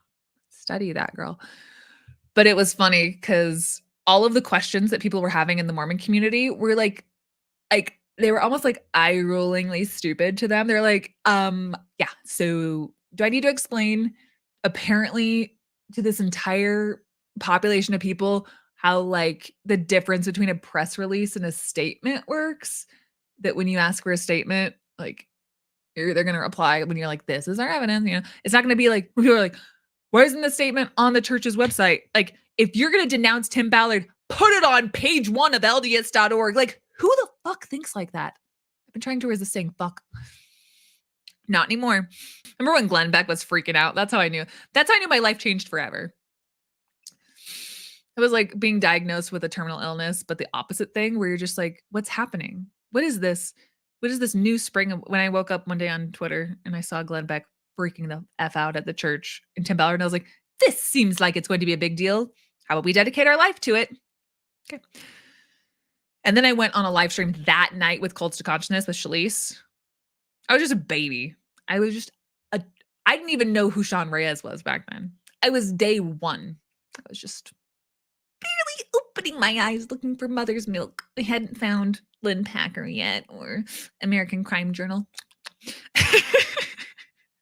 Why are you guys here? What are we doing here? Mark Scott, the former CEO of OUR. I should pull this up. Oh, God. Can we get the TLDR? Oh, small, simple child. You think you can come in here when I'm about to hit the 5-hour mark and ask for a simple TLDR? The TLDR is major breaking. Tim Ballard lawsuit explodes. Mormon Church probably evil. Tim Ballard bad guy. Church knew, covered it up. Don't care. Man dead. Now Tim Ballard screwed. Friends lose. Lawsuits abound. Women seeking justice. And me having content for hours and days. And TLDR, I haven't slept in probably about 30 hours. And I actually feel great. I feel the best I've ever felt. When there's new you know how a girl like me, I just did a little like nipply example. You're getting the sense that I really like talking about this stuff at hour 5. So there's only one subject matter I would ever pull an all-nighter and a 5-hour, and I feel fantastic. I know when I'm tired when I actually crash my car when I'm driving. That's how you know you're tired. Go back and watch the beginning of it. What am I? A person who explains things for a living to people who ask questions? What do you think I am? A person who gives people exactly what they want when they ask questions? Well, came to the right place. Well, I'm in the market for anybody to come a co-host with me and make me wrap this up. I will start advertising. I do, with my nonprofit, I do want to hire somebody somehow, some way. If I could just reach for the stars, book my Greece trip, August 26th through September 1st, which is going to help majorly fund my podcast. If I could just reach for the stars, my dream of dreams would be to build out everything that Mormon Stories is, but in my way, be able to have more than one person to do this with. That would be great. Because what's funny is, the main thing I've been noticing lately is I'm like, I just work, I produce, I do everything alone. And I was like, this is quite lonely and a lot of work. Kara, you could just stop live streaming at 5 hours. This is the easy part. This is fun for me. Everything else, from the research to the gear setup. I had to figure out, if you guys saw my podcast studio right now, you'd actually say that seems like a lot of complicated equipment. You taught yourself how to do that? Pretty much. I mean, I learned some stuff from Mormon Stories, but like, it took a while. You did all the set decoration? Yeah. Do my own graphic design? Sure. Merch? Mine. Don't even get me started on all the taxes and business stuff with nonprofits. I only barely grasp adult concepts that involve big. You remember me earlier in the live stream where it's like subsidiaries. I generally get the gist of what you're going with, but the amount of stuff that I have to do for this business, it's all on my shoulders. I did start the nonprofit, so I do have more support. I have a board. I have my husband and my sister help out a little bit. But it's funny because when I almost said audition to work at Mormon Stories. That's a funny Freudian slip, because in retrospect, when I did my Mormon Stories interview in February 2021, I was rising up there in the TikToks, and John DeLynn said, catch a rising star and put it in your pocket, never ever let it go. I said, sure, I'll take a job here. I didn't realize that me sharing my life story was actually an audition to be John DeLynn's new co-host and best friend. But after I started working with John, it's just like so much more fun. We just had fun all the time. Just like somebody to talk to, somebody. And I could not imagine that he did this job in the office by himself every day. I was like, guy would literally die. And then, woo, poetic justice much? Okay, Kara, why don't you go ahead and leave Mormon Stories? Go have a good time. All right, Lunar. 1 is the loneliest number that you'll ever do. So, because so many people do this with somebody else. Like RFM and Bill Rill have each other. Zelf has each other. Who else? There's got to be more examples. I felt more righteous indignation earlier in this sentence before I thought of, well, I guess John and Margie. That's 3. Who else is on my list? Who else does this with somebody else? Oh, Shalice and Jonathan. That's a bit. That's enough. 4. It is so much harder. I guess XMLX probably does the same, with just by herself. But for some reason, I am 1,000 times more tired, and she just keeps going. She keeps crushing it. But I'm just like, I either got to get rid of 1 podcast a week and cut down on that, or one of these kids have got to go. Which one is it going to be? I've been trying to find my value in all the wrong places. I've been searching in all of the wrong lawsuits, trying to get people to like me. Is it in this Tim Ballard lawsuit? Is it in this one? Have you guys even heard about the one from Colombia that's like the beauty queen, based on the beauty queen person that's in the Sound of Freedom movie? Can you imagine for a second? Holy shit. Okay, this is important. This is important. Hypothetical. Can you imagine if you've seen the Sound of Freedom movie and at the beginning there's like that Brazilian beauty queen girl, and then if you've seen like anything with like Tim Ballard's abolitionist documentary things, like that's supposed to be based on a real life person. And I've watched tons of speeches where Tim Ballard talks about this, and he uses it as an example of like, yeah, these poor kids in these countries, and their parents sign them up for modeling classes, then they drop them off, and then they kidnap them, and they're never seen again. And this is what happens, and that's like the start of the Sound of Freedom movie. And it's based on like this real life person. But I have heard so many speeches of Tim talking about this girl's life. Like, this is a real person. This is what she did. Da, da, da. It's like Mrs. Cartagena, Colombia. And then she has ended up suing Tim Ballard because now everyone in her town thinks she's a fucking sex trafficker. And it never even occurred to me that she might not be a sex trafficker. Literally, the story goes something like, she's not even a beauty queen. She's like, Tim Ballard would tell the story that she's like, she won Miss Cartagena. It's like, I don't know the story that well. It's one area of the rabbit hole I'm not as articulate on.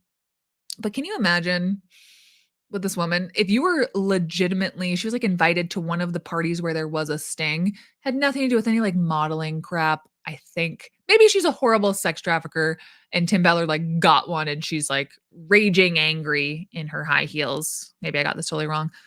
But can you imagine having a real life character like that looks a lot like you in this movie that's going around the world in Sound of Freedom? And they literally like at the end, they're like, and this character's based on this psychopathic evil woman over here who won this at this time and looks exactly like the actress. And you can go look Tim Ballard up giving a bunch of speeches on that. Wouldn't that be insane if you're just like known forever? So that's where it's like real life damage. So she's been in a lawsuit with Tim Ballard recently where she's like, you can't just go around cooling people. I don't know. Everything is a ruse to Tim. Everything is what would make people give me the most money? What stories can I fabricate? I don't care who needs to get hurt. Isn't that sick? Katie and Alan Mount, Rebecca and Landon. Yes. Thank you. Those are more examples. It is very hard to do. And you guys should have seen the beginning of the live stream. If you were here, man, oh man, was I on my A game. I practiced and everything. You guys should see what I should take a picture of what my computer screen right now is. It is like the production of the streaming app that I'm using. I have so much going on. You wouldn't believe. I had to make a list. Oops, I ripped it. I had to write out a numbered list for the order of things to buttons to press to make sure everything went off in my live stream perfectly. Where normally you'd have a producer who's like, you're the talent. Why would I expect you to use your brain on anything else? Haven't got there yet. One of my favorite memes right now, just posted on Instagram yesterday. It was liked by many. It says, I don't want to work or be a homemaker, but a secret third thing. Everyone be so nice to Kara. You're saying because she's having a hard day. I feel fine, but my brain is like, don't make me go read the document again. I don't want to go back in there. This is a line from Holes.